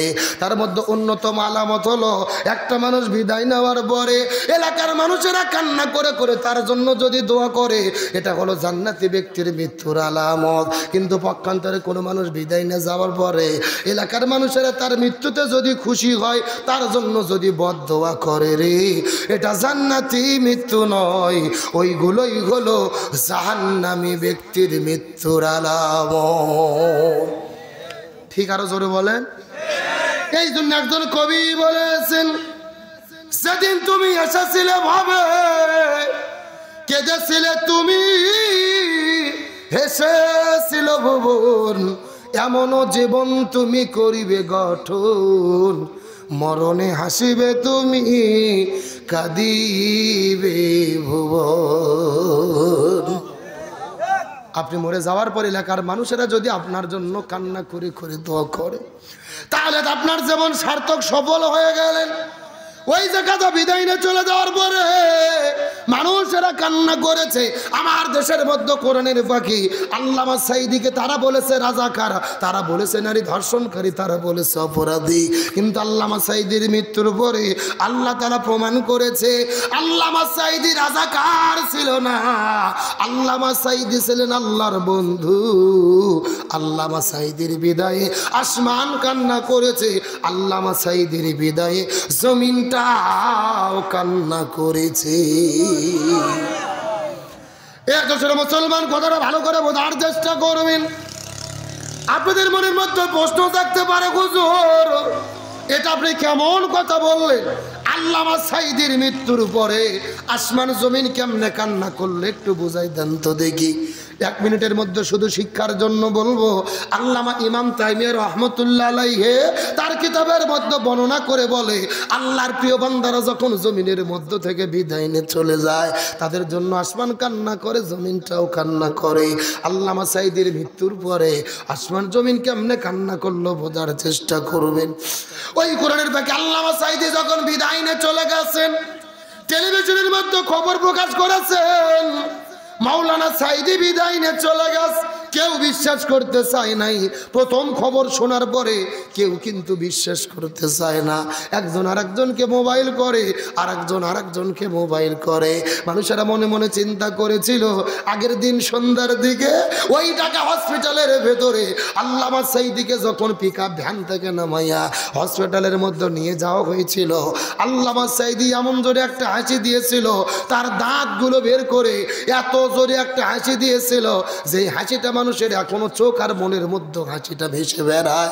মানুষেরা মনে মনে চিন্তা করেছিল ওই কোরআনের পাখিটা আবার মনে হয় আমাদের মধ্যে ফিরে আসবি। এই জন্য কেউ বিশ্বাস করতে চাই নাই। এ ছোট মুসলমান গভীর মনোযোগ। আমার সেই দিন মাহফিল ছিল জয়পুরহাট জেলার মধ্যে। আমি জয়পুরহাট মাহফিল শেষ করে ঢাকার উদ্দেশ্যে যখন রওনা করলাম, বাসের মধ্যে চড়ে রওনা করেছি। যেতে যেতে ঢাকার শহরে ফজর নামাজের আজান হয়ে গেল। আল্লামা সাঈদীর লাশের পাশে হাজার হাজার ভক্ত সারা রাত ধরে দোয়া করেছে। কিন্তু ফজর নামাজের যখন আজান হয়ে গেল, ফজর নামাজের পরে মানুষের আস্তে করে যখন ওই খাটুনির চতুর্দিকে নামাজ পড়ার জন্য দাঁড়িয়ে গেল, চতুর্দিক থেকে পুলিশেরা গুলি করা শুরু করলেন। কেউ বা সাউন্ড গ্রেনেড নিক্ষেপ করে, কেউ বা টিয়ার শেল নিক্ষেপ করে। ওই মুসল্লিদের উপরে গুলি করে মুসল্লিদেরকে সরাই দিয়া আল্লামা সাঈদীর লাশটাকে গরু ছাগলের মতো টেনে গেছরে ওই জায়গার মধ্যে থেকে নিয়ে যাওয়া শুরু করলেন। যেই মানুষটা দুইবারে সংসদ সদস্য ছিল, ঢাকা শহরে যার বাড়ি রয়েছে, তামাম পৃথিবীর ভেতরে এত বড় একটা বিশ্ববিখ্যাত মুফাসসির, ওই আল্লামা সাঈদীর মৃত্যুর পরে তারা জানাজা পড়তে দিল না। জানাজার মধ্যে 140 ধারা জারি করলো, কবর জিয়ারত করতে দেয় নাই, কবরের চতুর্দিকে পুলিশ দিয়ে ঘিরে রেখেছে। এই বাংলাদেশের অন্তত 50টা মসজিদের ভেতরে হুজুরের আল্লামা সাঈদী দোয়া করার জন্য এই জালেমের বাচ্চারা চাকরি থেকে বাদ দিয়েছে। তার মানে বোঝা যায় আল্লামা সাঈদীর মৃত্যুর পরে এই জালেমেরা বাংলাদেশে যা যা করেছে, আমার মনে বলে আর চাইতে বড় জুলুম এই বাংলার জমিনে আর একটাও হতে পারে না। আরো জোরে বলে। এ যশোর বাগড়ার মুসলমান গভীর মনোযোগ লক্ষ্য করুন। কিন্তু আল্লাহ তাআলার বিচার কাকে বলে? 14 আগস্টের ভেতরে আল্লামা সাঈদীকে পরিকল্পিতভাবে তারা হত্যা করলেন। 15 আগস্টের ভেতরে আল্লামা সাঈদীর জানাজাটা বন্ধ করে দিল। আর পরের বছরে 5 আগস্টে ওই স্বৈরাচার জালেমেরা পুরো গোষ্ঠী সহ দেশ থেকে পালাতে বাধ্য হলো। তার মানে আল্লাহ তাআলা প্রমাণ করে দিলেন আল্লামা সাঈদীরকে বিদায় করে দেওয়ার পরে একটা বছরও তারা ক্ষমতায় থাকতে পারে না। আমার বন্ধুগণ মুসলমান ভাইরা গভীর মনোযোগ। আল্লামা সাঈদীর লাশটাকে নিয়ে জোর করে রওনা করলেন। ঢাকা থেকে পিরোজপুরের উদ্দেশ্যে রওনা করেছে। ঘোষণা হয়ে গেল 2টার দিকে জানাজা হবে। আমরাও ঢাকা থেকে রওনা করলাম পিরোজপুরের উদ্দেশ্যে। যেতে যেতে 9টার দিকে যখন পিরোজপুরে চলে গেলাম, আল্লাহর কসম করে বলি, মিথ্যা কথা বলবো না, আল্লাহর কোরআন আমার সামনে আছে। যেই মাঠের মধ্যে জানাজা হবে ওই মাঠ থেকে কমপক্ষে 15 কিলো দূর পর্যন্ত লক্ষ্য করে দেখি 3 ঘন্টার প্রচারে হাজার হাজার গাড়ি এসে রাস্তাগুলো ব্লক হয়ে গেছে। আর চতুর্দিক থেকে লক্ষ লক্ষ মানুষেরা পঙ্গপালের মতো হাউমাউ করে করে কান্না করে করে ওই কোরআনের পাখিটাকে একটা নজর দেখার জন্য তারা পাগল হয়ে গেছে। লিল্লাহি তাকবীর। ওখান থেকে পরে 1.5 ঘন্টা ধরে কষ্ট করে মাঠের মধ্যে চলে গেলাম।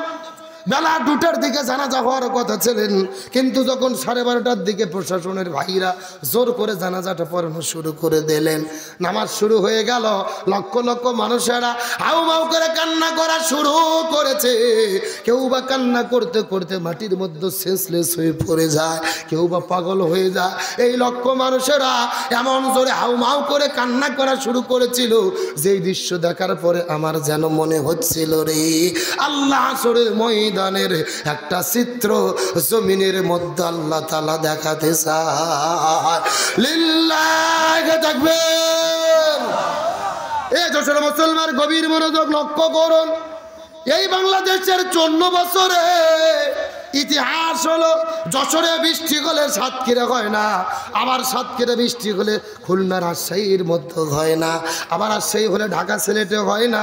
কিন্তু আল্লামা সাঈদীর মৃত্যুর পরে পরবর্তী 24 ঘন্টার ভেতরে পুরো বাংলাদেশের ভেতরে একই সঙ্গে ঝিরি ঝিরি ঝিরি ঝিরি বৃষ্টি নাজিল হয়েছে। আল্লামা সাঈদীকে যেই জায়গার মধ্যে কবর দেওয়া হবে পিরোজপুর, ওই মসজিদের পাশে ফজর নামাজ পড়ে কবর করা শুরু করলেন। জমজম জমজম করে বৃষ্টি শুরু গেল। সকাল 10টা বেজে গেল, পানির মধ্যে ভিজে ভিজে কাদর ভেতরে কবর করা শেষ হয়ে গেল। আকাশটা ক্লিয়ার হয়ে গেল, প্রচণ্ড রোদ পড়া শুরু করলেন। জানাজা শুরু হয়ে গেল, 3টা-4টার দিকে জানাজা শেষ হয়ে যাবে। আবার যখন লাশটা কবরে নামাবে তখন আবার ঝমঝম ঝমঝম ঝমঝম করে বৃষ্টি শুরু হলো। এখন আমি আপনাদের জিজ্ঞাসা করি, বলেন তো এ যশোর ঝিকর গাছার মুসলমান, বৃষ্টি হয় কার হুকুমে?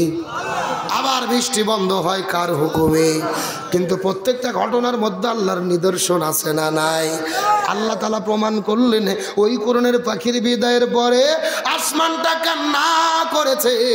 এই জায়গার মধ্যে শেষ নয় রে মুসলমান। আল্লামা সাঈদীর বিদায়ের মাত্র 9 মিনিট পরে পুরো ঢাকা শহরটা ভূমিকম্পে পুরো ঢাকা কেঁপে উঠেছে। লিল্লাহি তাকবীর। আমি নবী না চিনিলাম, কি ভুল করিলাম। আমি নবী না চিনিলাম, কি ভুল করিলাম। পশমে ঢালিলাম ঘি, মানুষ হইয়া জন্ম লইয়া মানুষের করিলাম কি। আমি মানুষ হইয়া জন্ম লইয়া মানুষের করিলাম কি। ঢাকা শহরের সমস্ত বিজ্ঞানীদের মাথা ফেল পড়ে গেলেন। এই ভূমিকম্পের শুরু হলো কোথায়, শেষ হলো কোথায়, কেউ বলতে পারে না। রিক্টার স্কেলে কত মাত্রায় ভূমিকম্প হলো কেউ গবেষণা করে বের করতে পারে না। আল্লাহ তাআলা প্রমাণ করে দিলেন। আল্লামা সাঈদীর মৃত্যুর পরে রে আসমানও কান্না করেছে, জমিনটাও কান্না করেছে। আল্লাহ প্রমাণ করেছেন আল্লামা সাঈদী হলেন আল্লাহর একজন ওলি। কিন্তু আমি আপনাদেরকে বলতে চাই, যশোরে মুসলমান গভীর মনোযোগ। আমি মনে মনে বিশ্বাস করি এই যে আমি আল্লামা সাঈদীর কথা বললাম, অনেকেই কেঁদে ফেলেছেন। অনেক মুরব্বি চাচার চোখের মধ্যে আমি পানি দেখতে পাচ্ছি। আল্লামা সাঈদীর কথা শুনলে অনেক মানুষেরা কেঁদে ফেলে, তার জন্য দোয়া করি। তার কারণ আল্লামা সাঈদীকে আমরা ভালোবাসি কি বাসি না?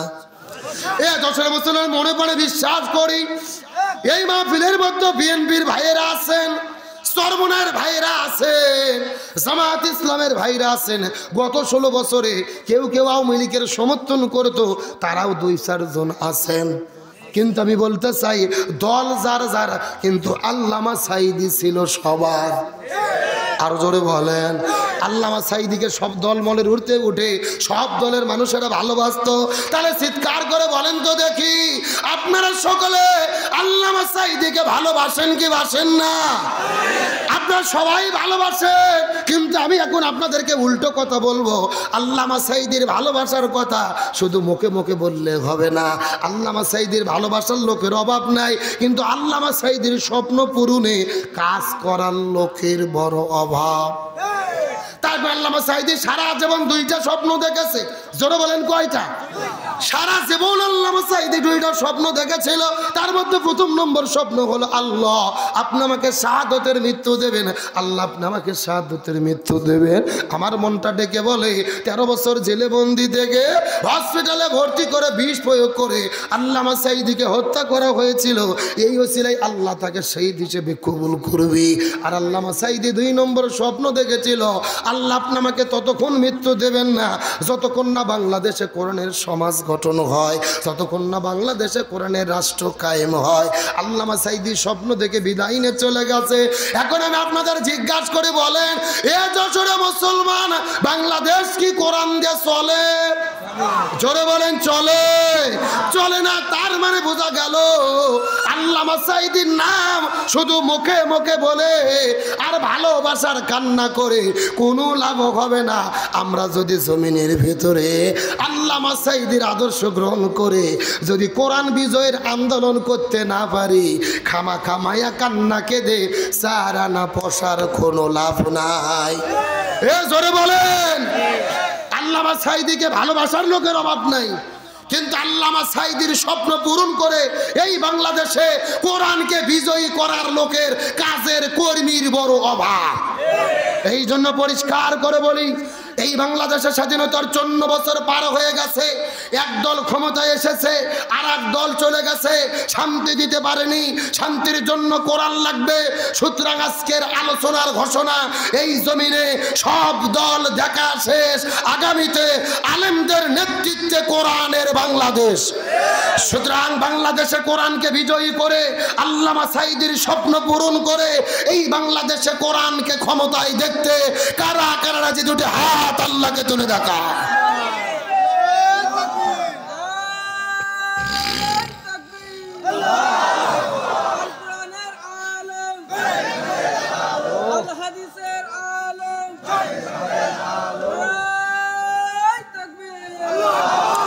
আচ্ছা, যে 4 জন উঠে দৌড়চ্ছে এরা কারা? না না, লক্ষণ তো ভালো না। পেশাব কি 4 জনকে একসাথে লাগে দলে দলে, না জামাতে পেশাব করা লাগে? আর পেশাব এত কিসের পেশাব? আমি তো এই চাচাক বলি, মুরব্বী আপনি একটু 5 মিনিট ওয়াজ করেন তো, আমি পেশাব করে আসি, আপনাকে আমাকে যেতে দেবেন? তো বক্তার পেশাব না গেলে সোতারি এত কিসের পেশাব?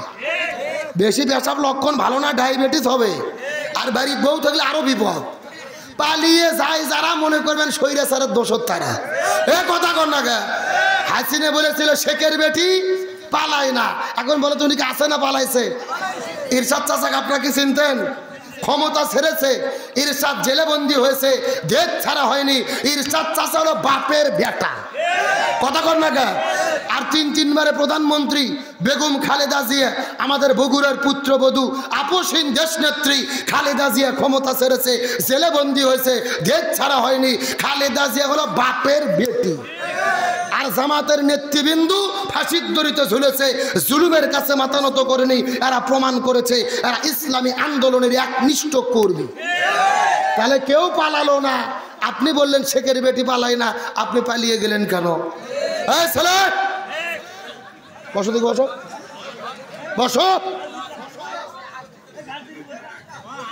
এ জোরে বলেন, স্বৈরাচাররা আছে না পালাইছে? কোথায় আওয়ামী লীগ, কোথায় কাদের কাকা, কোথায় গেল ওই জালেমের গরম গরম কথা? যারা ঠিক বলবেন মনে করবেন ওই গ্রুপের লোক। জোরে ঠিক, আরো জোরে ঠিক।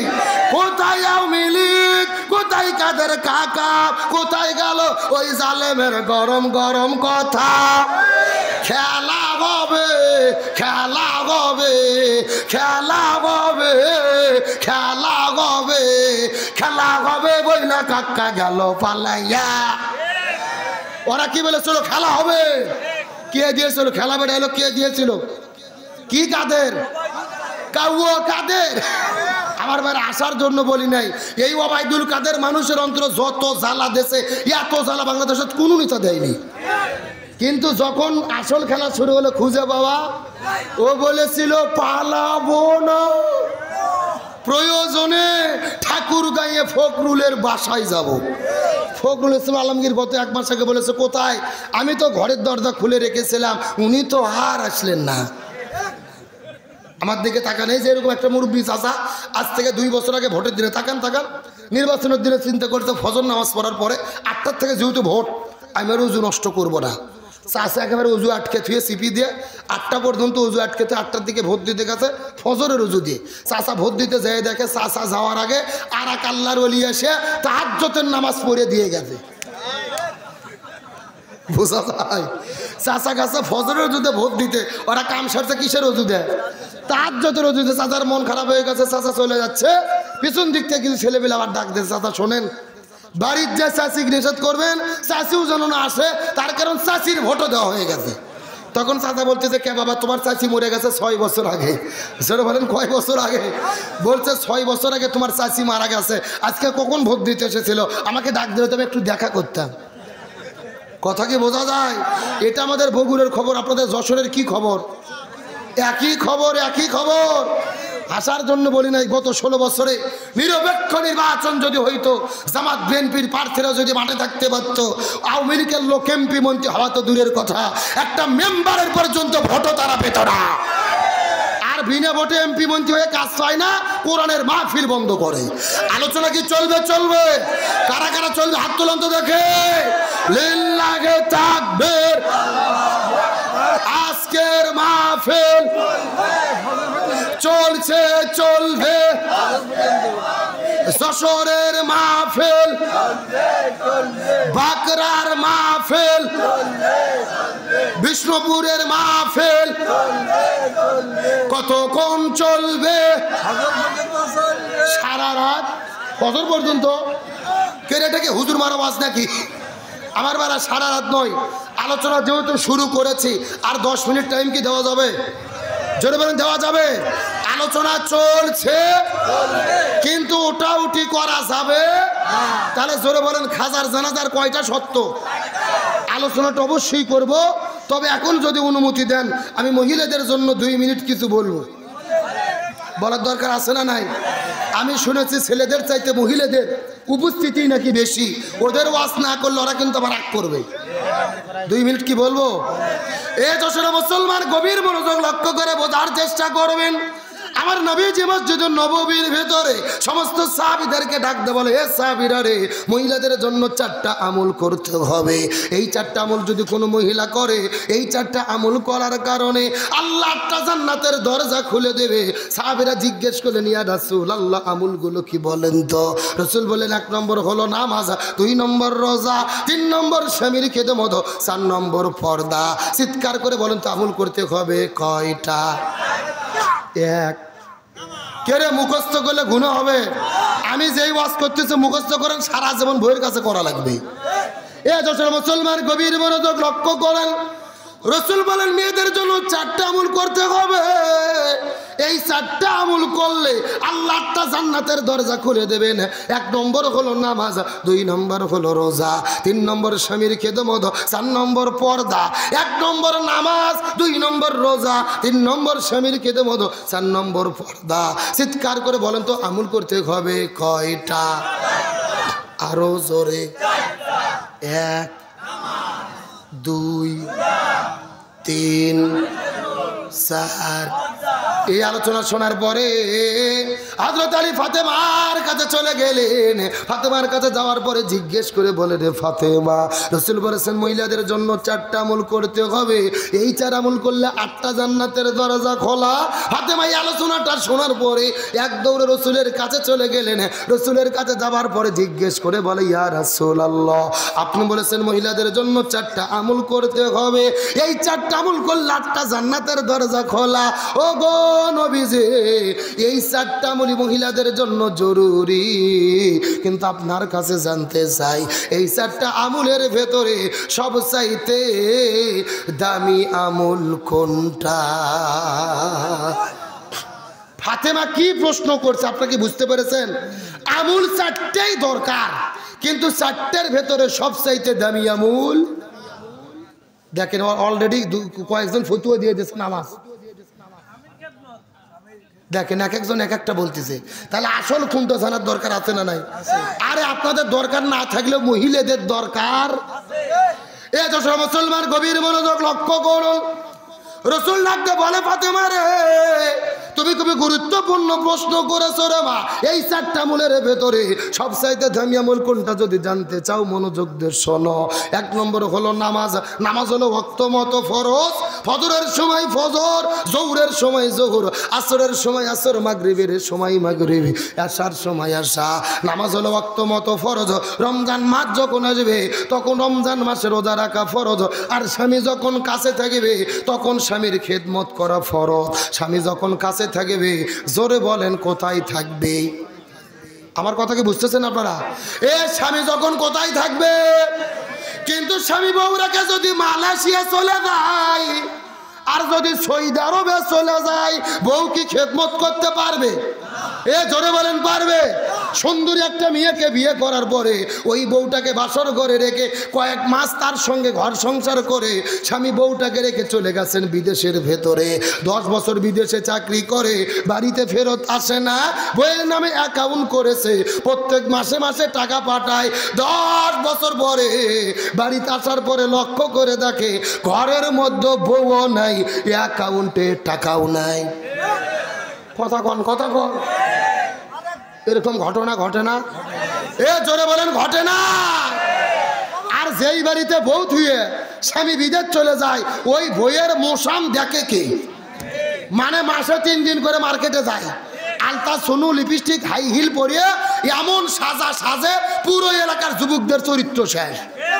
এ কথা কন না কে? এরকম বউ নাই? জোরে কন নাই? আর যেই বাড়িতে বউ থেকে এখানে কি ভাই কি কথা হচ্ছে ভাই, আস্তে আস্তে আস্তে আমার দিকে তাকান। যেই বাড়িতে বউ তুই স্বামী বিদেশ চলে যায় ওই বাড়ির চতুর্দিক দিয়ে যুবকদের ঘুনঘুনি বাইরে যায়।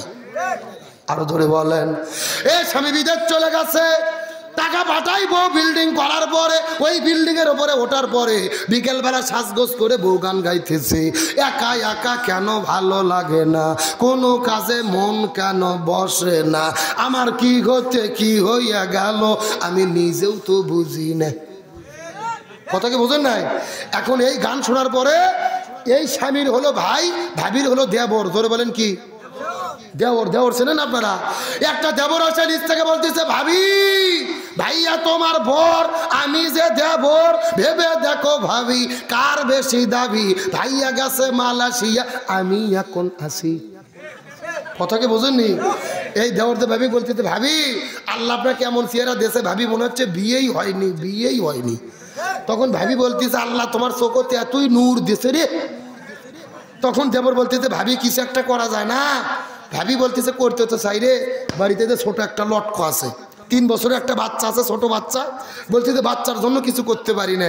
এই বলে 6 মাস পরে দেবর ভাবি সুন্দর করে লাইন ঘাট ক্লিয়ার করে বাড়ির ছোট বাচ্চা দাদির কাছে থুয়ে ভাবি বের হয়ে দেবরের হাত ধরে পালিয়ে চলে গেছে। জোরেখন সুবহানাল্লাহ। কে? এ জোরেখন নাউজুবিল্লাহ। এই ঘটনা বাংলাদেশের নোয়াখালী জেলা ঘটেছে। জোরে বলেন কোন জেলা? আরো জোরে। শুধুমাত্র নোয়াখালী নয়, বর্তমানে যশোরে ঘটতেছে। এ কথা কর না কে? তার মানে বোঝা গেল স্বামী স্ত্রী কাছাকাছি না থাকলে সমস্যা আছে না নাই? এই যে রাসূল বলেন, ফাতেমা গভীর মনোযোগ, নামাজ হলো ওয়াক্ত মতো ফরজ। রমজান মাস যখন আসবে তখন রমজান মাসে রোজা রাখা ফরজ, আর স্বামী যখন কাছে থাকবে তখন স্বামীর খেদমত করা ফরজ। আর পর্দার কোনো বয়স নাই, পর্দার কোনো মুহূর্ত নাই, পর্দার কোনো ওয়াক্ত নাই। একটা মহিলা যুবতী হওয়ার পর থেকে প্রতিটি জায়গায়, প্রতিটি ক্ষণে, প্রতিটি মুহূর্ত পর্দা মেনে চলা ফরজ। ফাতেমা ডাক দেয় বলে, বাবা আমি বুঝতে পেরেছি মহিলাদের জন্য 4টা আমলই জরুরি, কিন্তু 4টা আমলের ভেতরে সবচাইতে গুরুত্বপূর্ণ আমলের নাম হলো পর্দা। জোরে বলেন আমল কি? আরো জোরে। কে রে, আপনাদের কি পর্দার মিছিল করতে ভয় লাগতেছে? এমন জোরে সাউন্ড দেন মহিলাদের প্যান্ডেল যেন পার হয়ে যায়। রাজি আছেন? এ জোরে বলেন সবচাইতে গুরুত্বপূর্ণ আমলের নাম কি? আরো জোরে। জোরে বললো না? হ্যাঁ এবার হচ্ছে। এখন বলেন তো এই পর্দার দরকার আছে না নাই? কিন্তু যশোর জেলার মা বোনেরা কি পর্দা করে? এ শোনেন, যশোরের কোনো যুবকের কোনো দোষ নাই। বিয়ে করনি কারা কারা? যুবকের একটা হাত তোলো তো দেখি। যারা যারা বিয়ে করনি, বিয়ে করনি, ও বিয়ে কারা কারা? ভয় পায় না? ভয় পায় না? হাত তোলো। হ্যাঁ হাত নামা। শোনেন, এই যুবকদের কোনো সুযোগ ছিল না আপনার মেয়ের সঙ্গে ইফটিজিং করা, প্রেম প্রীতি করা, ও অবৈধ সম্পর্ক করা। আপনার আমার মেয়েকে আমরা যদি পর্দার মধ্যে রাখতে পারতাম, এ কথা কর না কে? আপনার মেয়ে আমার মেয়ে যদি পর্দা করতো, এরা প্রেম প্রীতি করা তো দূরের কথা, মিস কল দেওয়ারও সুযোগ পেত না। আজকে মহিলাদের বেজ্জতি হওয়ার একমাত্র কারণ তারা পর্দার বিধান মেনে চলে না। আমার দিকে তাকান, আপনার মেয়ের বয়স হলো 18 বছর। কয় বছর? 18 বছরের সুন্দরী মেয়ে বোরকা পরে দিয়ে মুখ ঢাকা, হাত মুজো পাও মুজো পুরো শরীর ঢাকা রাস্তা দিয়ে যদি হেঁটে যায়, এই যুবকগুলো কাছে যায় বলবে আসসালামু আলাইকুম খালাম্মা কেমন আছেন? কথা কর না গা কেন যুবকেরা কথা কর না গা? তার কারণ ভেতরে যে কি জিনিস আছে ওটা তো বোঝা যাচ্ছে না, ওটা খালা বলবে।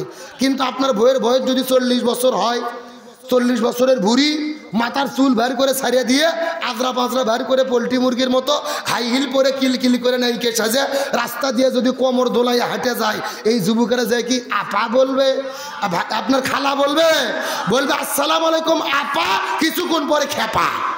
এ কথা কর। তার মানে মহিলারা যদি ইজ্জত সম্মান নিতে চায় আগে তাদেরকে পর্দার মধ্যে ঢুকতে হবে।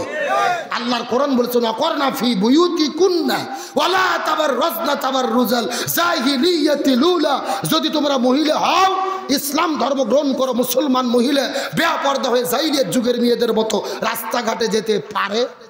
জোরে বলেন পারে? এই যে আসতেছে 6 দিন পরে 14ই ফেব্রুয়ারি, কথা কর না কে?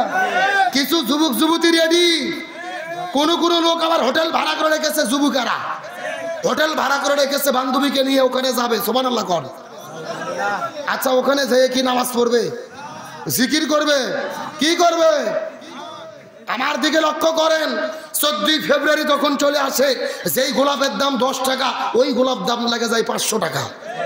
আরো ধরে বলেন, আমি পরিষ্কার করে বলি, মুসলমানদের ভালোবাসা সারা জীবন, সারা বছর, সারা মাস, প্রতিটি মুহূর্ত, নির্দিষ্ট সময় ইসলাম কোনো ভালোবাসা সমর্থন করে না। 14ই ফেব্রুয়ারি ভালোবাসা দিবস নয়, এগুলো বিশ্ব বেহায়া লুচ্চ কাতি মাসে কুত্ত দিবস। কুত্ত চেনেন না? কুকুর, কুকুর। এই কুকুরগুলো কিন্তু সবসময় ভালোবাসা করে না।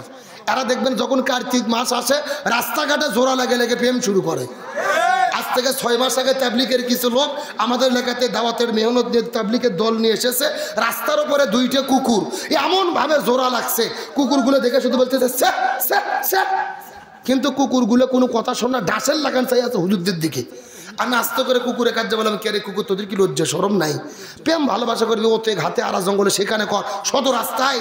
এই কুকুরগুলো আমাকে বলতেছে হুজুর শুধু আমাদেরটাই দেখতেছেন, শুধু আমাদেরটাই ভুল ধরতেছেন।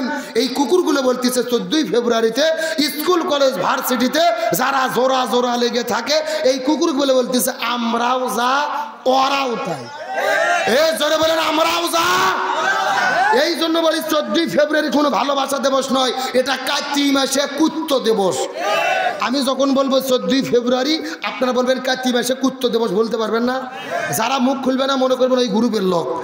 14ই ফেব্রুয়ারি কুত্ত দিবসের 2 গালে। এ যুবকদের সাইজ করার দরকার আছে না নাই? ফেব্রুয়ারি মাসের এটা হলো আসল ওয়াস, আসল ওয়াস।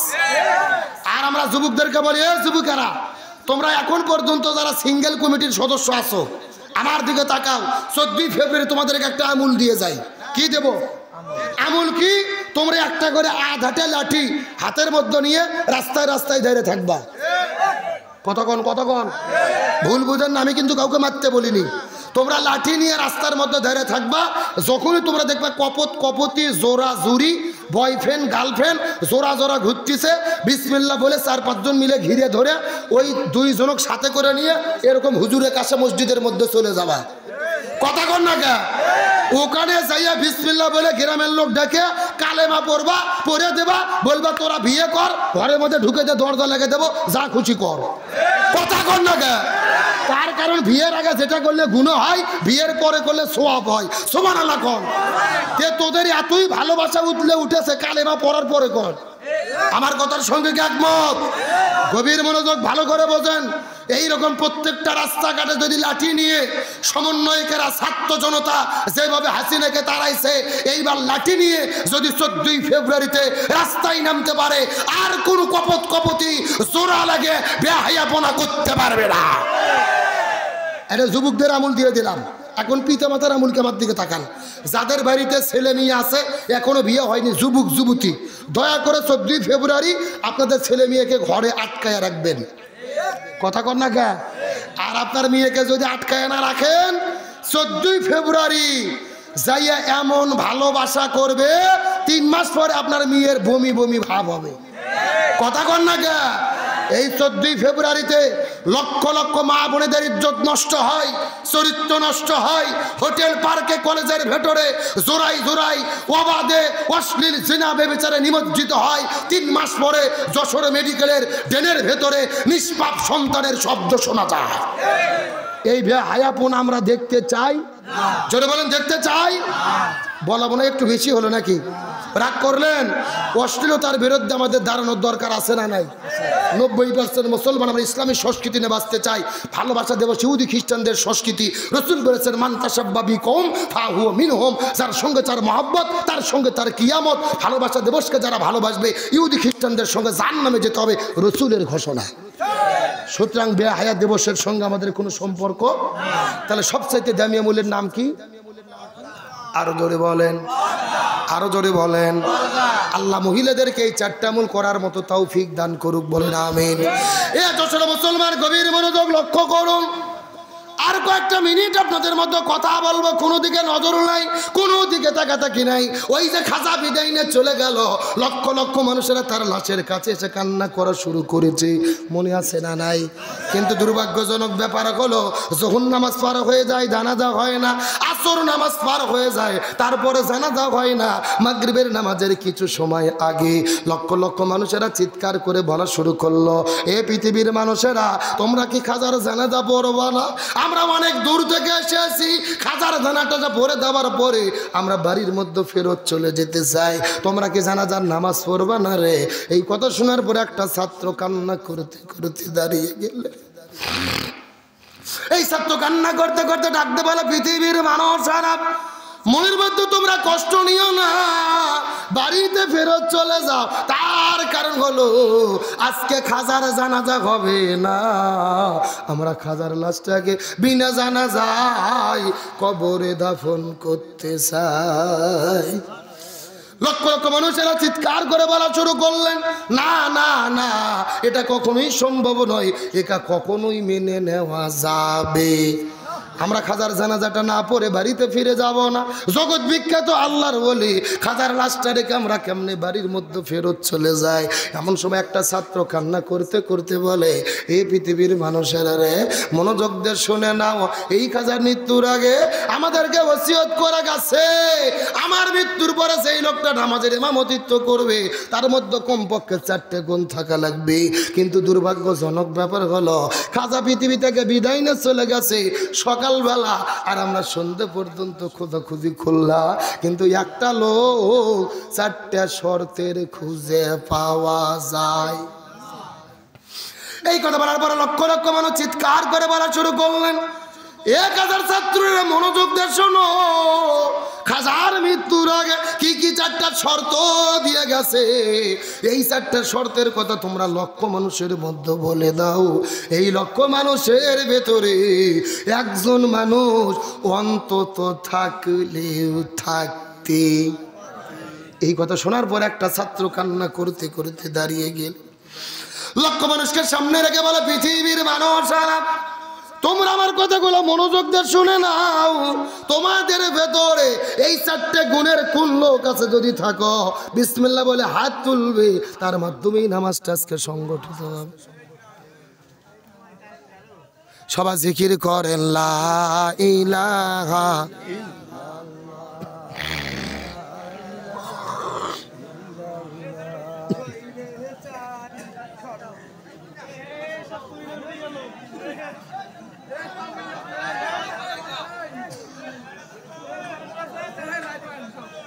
হ্যাঁ, মার মুরবি, লাইট মার, লাইট মার।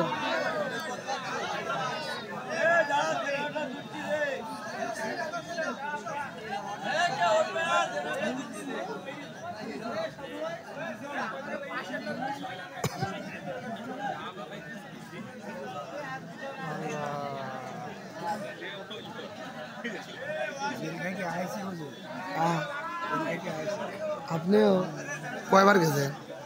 একবার কি মামলা করেছিল?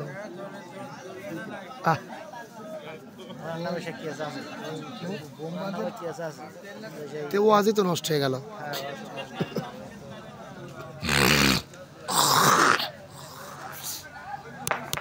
আচ্ছা, এই যে যারা পালিয়ে গেল এরা কারা?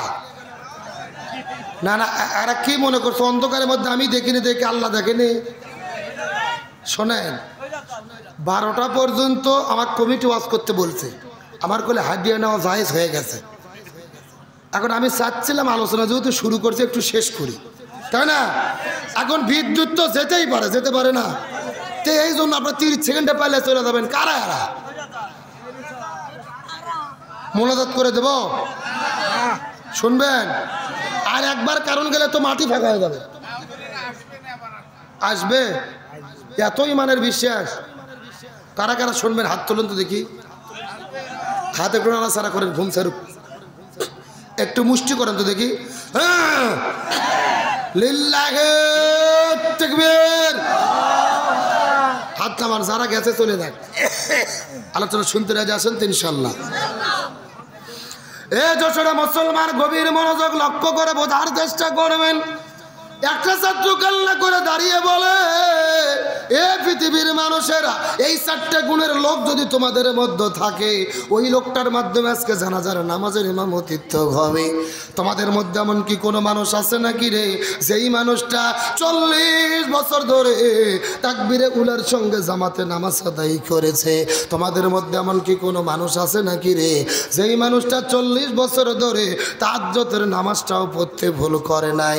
তোমাদের মধ্যে এমন কি কোনো মানুষ আছে নাকি যেই মানুষটা 40 বছর ধরে আসরের আগে 4 রাকাত সুন্নাতটাও পড়তে ভুল করে নাই?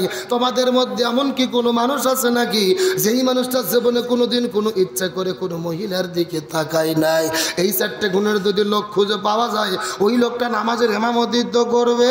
আর 4টে গুণের লোক যদি খুঁজে না পাওয়া যায়, তাহলে জানাজা হবে না। বিনা জানাজায় ওই খাজার লাশটাকে দাফন করানো হবে। এ যশোর মুসলমান, গভীর মনোযোগ লক্ষ্য করুন। এই কথা শোনার পরে লক্ষ মানুষেরা হাউমাউ করে কান্না করা শুরু করলেন। একজন আর একজনের মুখের দিকে তাকায়, আর একজন আর একজনের মুখের দিকে তাকায়। এই লক্ষ মানুষের মধ্যে একটা কি মানুষ খুঁজে পাওয়া যাবে না রে, যেই মানুষটা 4টে গুণ অর্জন করেছে? কেউ হাত তোলার সাহস পায় না। মাগরিব পার হয়ে গেল, জানাজা হয় না। এশার নামাজ পার হয়ে গেল, জানাজা হয় না। আমার প্রিয় বন্ধুগণ, রাতের যখন 9টা 10টা বেজে গেল, আস্তে করে মাদ্রাসার মধ্য থেকে 4 জন ছাত্র বের হওয়ার পরে কান্না করতে করতে করতে ওই কাজার খাটুনের কাছে যাওয়ার পরে খাটুনিটা কাঁধের ওপরে নিয়ে চিৎকার করে বলে, পৃথিবীর মানুষেরা রে, তোমরা বাড়িতে ফেরত চলে যাও, আর জানাজা হবে না। আমরা কাজার লাশটা কবরের মধ্যে দাফন করে দিতে চাই। এই কথা বলার পর 4 জন ছাত্র খাটুনিটা কাঁধের ওপরে নিয়ে আস্তে করে যখন কবরের দিকে যাওয়া শুরু করেছে, এই লক্ষ মানুষের ভেতরে পিছন দিক থেকে কে জানে একজন হাত উঠাইয়া চিৎকার করে ডাকতে বলে, পৃথিবীর মানুষেরা রে, হে পৃথিবীর মানুষেরা রে, তোমরা খাজার লাশটা নিয়ে যাইও না। আজকে খাজার জানাজার ভেতরে আমি ইমামতিত্ব করতে চাই। লিল্লাহি তাকবীর। এ পৃথিবীর মানুষেরা মনোযোগ দিয়ে শোনো, খাজার লাশটা নিয়ে যাও না, আমি নামাজের ইমামতিত্ব করতে চাই। এই কথা বলার পরে লক্ষ মানুষ যখন আশ্চর্য হয়ে গেল, ওই মানুষটার কথা শোনার পরে লক্ষ মানুষের ভেতরে হঠাৎ করে রাস্তা ফাঁকা হয়ে গেল। ওই লোকটা দৌড়াইতে দৌড়াইতে দৌড়াইতে খাটুনির কাছে চলে আসলেন। খাটুনির কাছে আসার পরে কান্না করে করে বলে, এ কাজা, তুমি পৃথিবী থেকে বিদায় নিয়ে চলে গেলে, আমার জীবনের এত বড় ক্ষতি তুমি কেন করে গেলে? লোকটা খাটুনির মধ্যে লাশটা টেনে ধরে বলে, এ কাজে তুমি তো বিদায় না চলে গেলে, আমার জীবনের ভেতরে এত বড় ক্ষতি তুমি কেন করে গেলে? এই 4টা মূল আমি জীবনে করেছি, গোপনে গোপনে গোপনে। এই দুনিয়ার কোনো মানুষ আমার ইবাদতের কথা জানে না, আমার পাড়া প্রতিবেশী জানে না, আমার বাবা মা জানে না, স্ত্রী সন্তান জানে না। শুধুমাত্র আল্লাহর সন্তুষ্টির জন্য এই 4টে গুণ 4টা আমল আমি করেছি। এ খাজা, তুমি তো বিদায় নিয়ে চলে গেলে, আমার জীবনের এত বড় ক্ষতি তুমি কেন করে গেলে? এই কথা বলার পর চতুর্দিক থেকে মানুষের আসার পরে ডাক দে বল, এ মানুষ তুমি কি কথা বলবে পরে বলো। লক্ষ লক্ষ মানুষের অনেক দূর থেকে এসেছে, বাড়ির মধ্যে ফিরে চলে যাবে, তুমি নামাজের জন্য দাঁড়িয়ে যাও। এই কথা বলার পরে লোকটা নামাজে দাঁড়িয়ে গেলেন। লক্ষ লক্ষ মানুষেরা তার পেছনে নামাজের জন্য দাঁড়াইলেন। সবাই হাউমাউ করে কান্না করে, ছাত্রগুলো কান্না করে, আমাদের শিক্ষক বিদায় নিয়ে চলে গেল, নামাজের ইমামতিত্ব করতে পারলাম না। ছেলেগুলো কান্না করে, বাবা বিদায় নিয়ে চলে গেল, আমরা নামাজের ইমামতিত্ব করতে পারলাম না। এইরকম কান্না করতে করতে করতে কিছুক্ষণ পরে জানাজার নামাজ যখন শেষ হয়ে গেল, ডান দিকে সালাম ফেললেন, বাম দিকে সালাম ফেললেন, কিন্তু নামাজ শেষ হয়ে যাওয়ার পরে আশ্চর্য যে একটা ঘটনা ঘটে গেল। এ যশোরের মুসলমান গভীর মনোযোগ, যখন জানাজাটা শেষ হয়ে চলে গেল, খাজার লাশের কাছে কেউ যায় না। এই লক্ষ লক্ষ মানুষেরা ওই মানুষটির কাছে দৌড়ে দৌড়ে চলে যায়। কোন মানুষটি নামাজের ইমামতিত্ব করলো, ওই মানুষটাকে দেখার জন্য পাগল হয়ে গেছে। এখন আমি আপনাদের কাছে জিজ্ঞাসা করি, বলেন তো, লক্ষ লক্ষ মানুষেরা খাজার লাশটা রেখে ওই মানুষের পরিচয় জানার জন্য ওই মানুষটির কাছে দৌড়ে দৌড়ে চলে গেল। আপনার ওই মানুষটির পরিচয় জানতে চান কি চান না? আরো জোরে বলেন। মুসলমান গভীর মনোযোগ লক্ষ্য করুন। ওই মানুষের কাছে লক্ষ মানুষ যাওয়ার পরে দেখে সেই মানুষটা নামাজের ইমামতিত্ব করেছে। ওই লোকটা দুনিয়ার বড় কোনো হুজুর নয়, দুনিয়ার বড় কোনো ইমাম নয়, দুনিয়ার বড় কোনো মসজিদ নয়, দুনিয়ার বড় কোনো ফকির নয় রে। যেই মানুষটা নামাজের ইমামতিত্ব করেছে ওই মানুষটির পরিচয় হলো তিনি দিল্লির সালতানাতের রাষ্ট্রপতি খাজা শামসুদ্দিন আলতামাশ রহমতুল্লাহ আলাইহি। লিল্লাহি তাকবীর। সেই মানুষটা নামাজের ইমামতিত্ব করেছে ওই লোকটা দুনিয়ার বড় কোনো হুজুর নয়, দুনিয়ার বড় কোনো মুফতি নয়, দুনিয়ার বড় কোনো মুহাদ্দিস নয়, দুনিয়ার বড় কোনো ইমাম মুয়াজ্জিন নয়। ওই মানুষটা হলেন দিল্লির রাষ্ট্রপতি। আমার প্রিয় বন্ধুগণ, মুসলমান ভাইরা, এখন যেই রকম ভারতের রাজধানী দিল্লি, সেই সময় কিন্তু শুধু ভারতের রাজধানী দিল্লি ছিল না, ভারত, পাকিস্তান, বাংলাদেশ, নেপাল, ভুটান, শ্রীলঙ্কা, পাকিস্তান, আফগানিস্তান, এই সবগুলো মিলেছিল ভারতীয় উপমহাদেশ। আর এই উপমহাদেশের রাজধানী ছিল দিল্লি। তার মানে বোঝা গেল এই পুরো উপমহাদেশের যিনি রাষ্ট্রপতি ছিল ওই মানুষটা নামাজের ইমামতিত্ব করেছে। এখন আপনাদের মনের মধ্যে প্রশ্ন জাগতে পারে, হুজুর আপনি 2 ঘন্টা ধরে এই আলোচনাটা আমাদেরকে আপনি কেন শোনাইলেন? এর পেছনে আমার একটা মাকসাদ আছে, আমার একটা উদ্দেশ্য আছে। আমি আপনাদেরকে শিক্ষা দিতে চাই, এ যশোরের মুসলমান ভাইরা, ওই মানুষ যদি রাষ্ট্রপতি হওয়ার পরে 40 বছর ধরে জামাতে নামাজ আদায় করতে পারে, আমরা কেন পারবো না? আরো ধরে বলেন, আমাদের কি হলো? আমাদেরকে একদিন অন্ধকার কবরে যেতে হবে।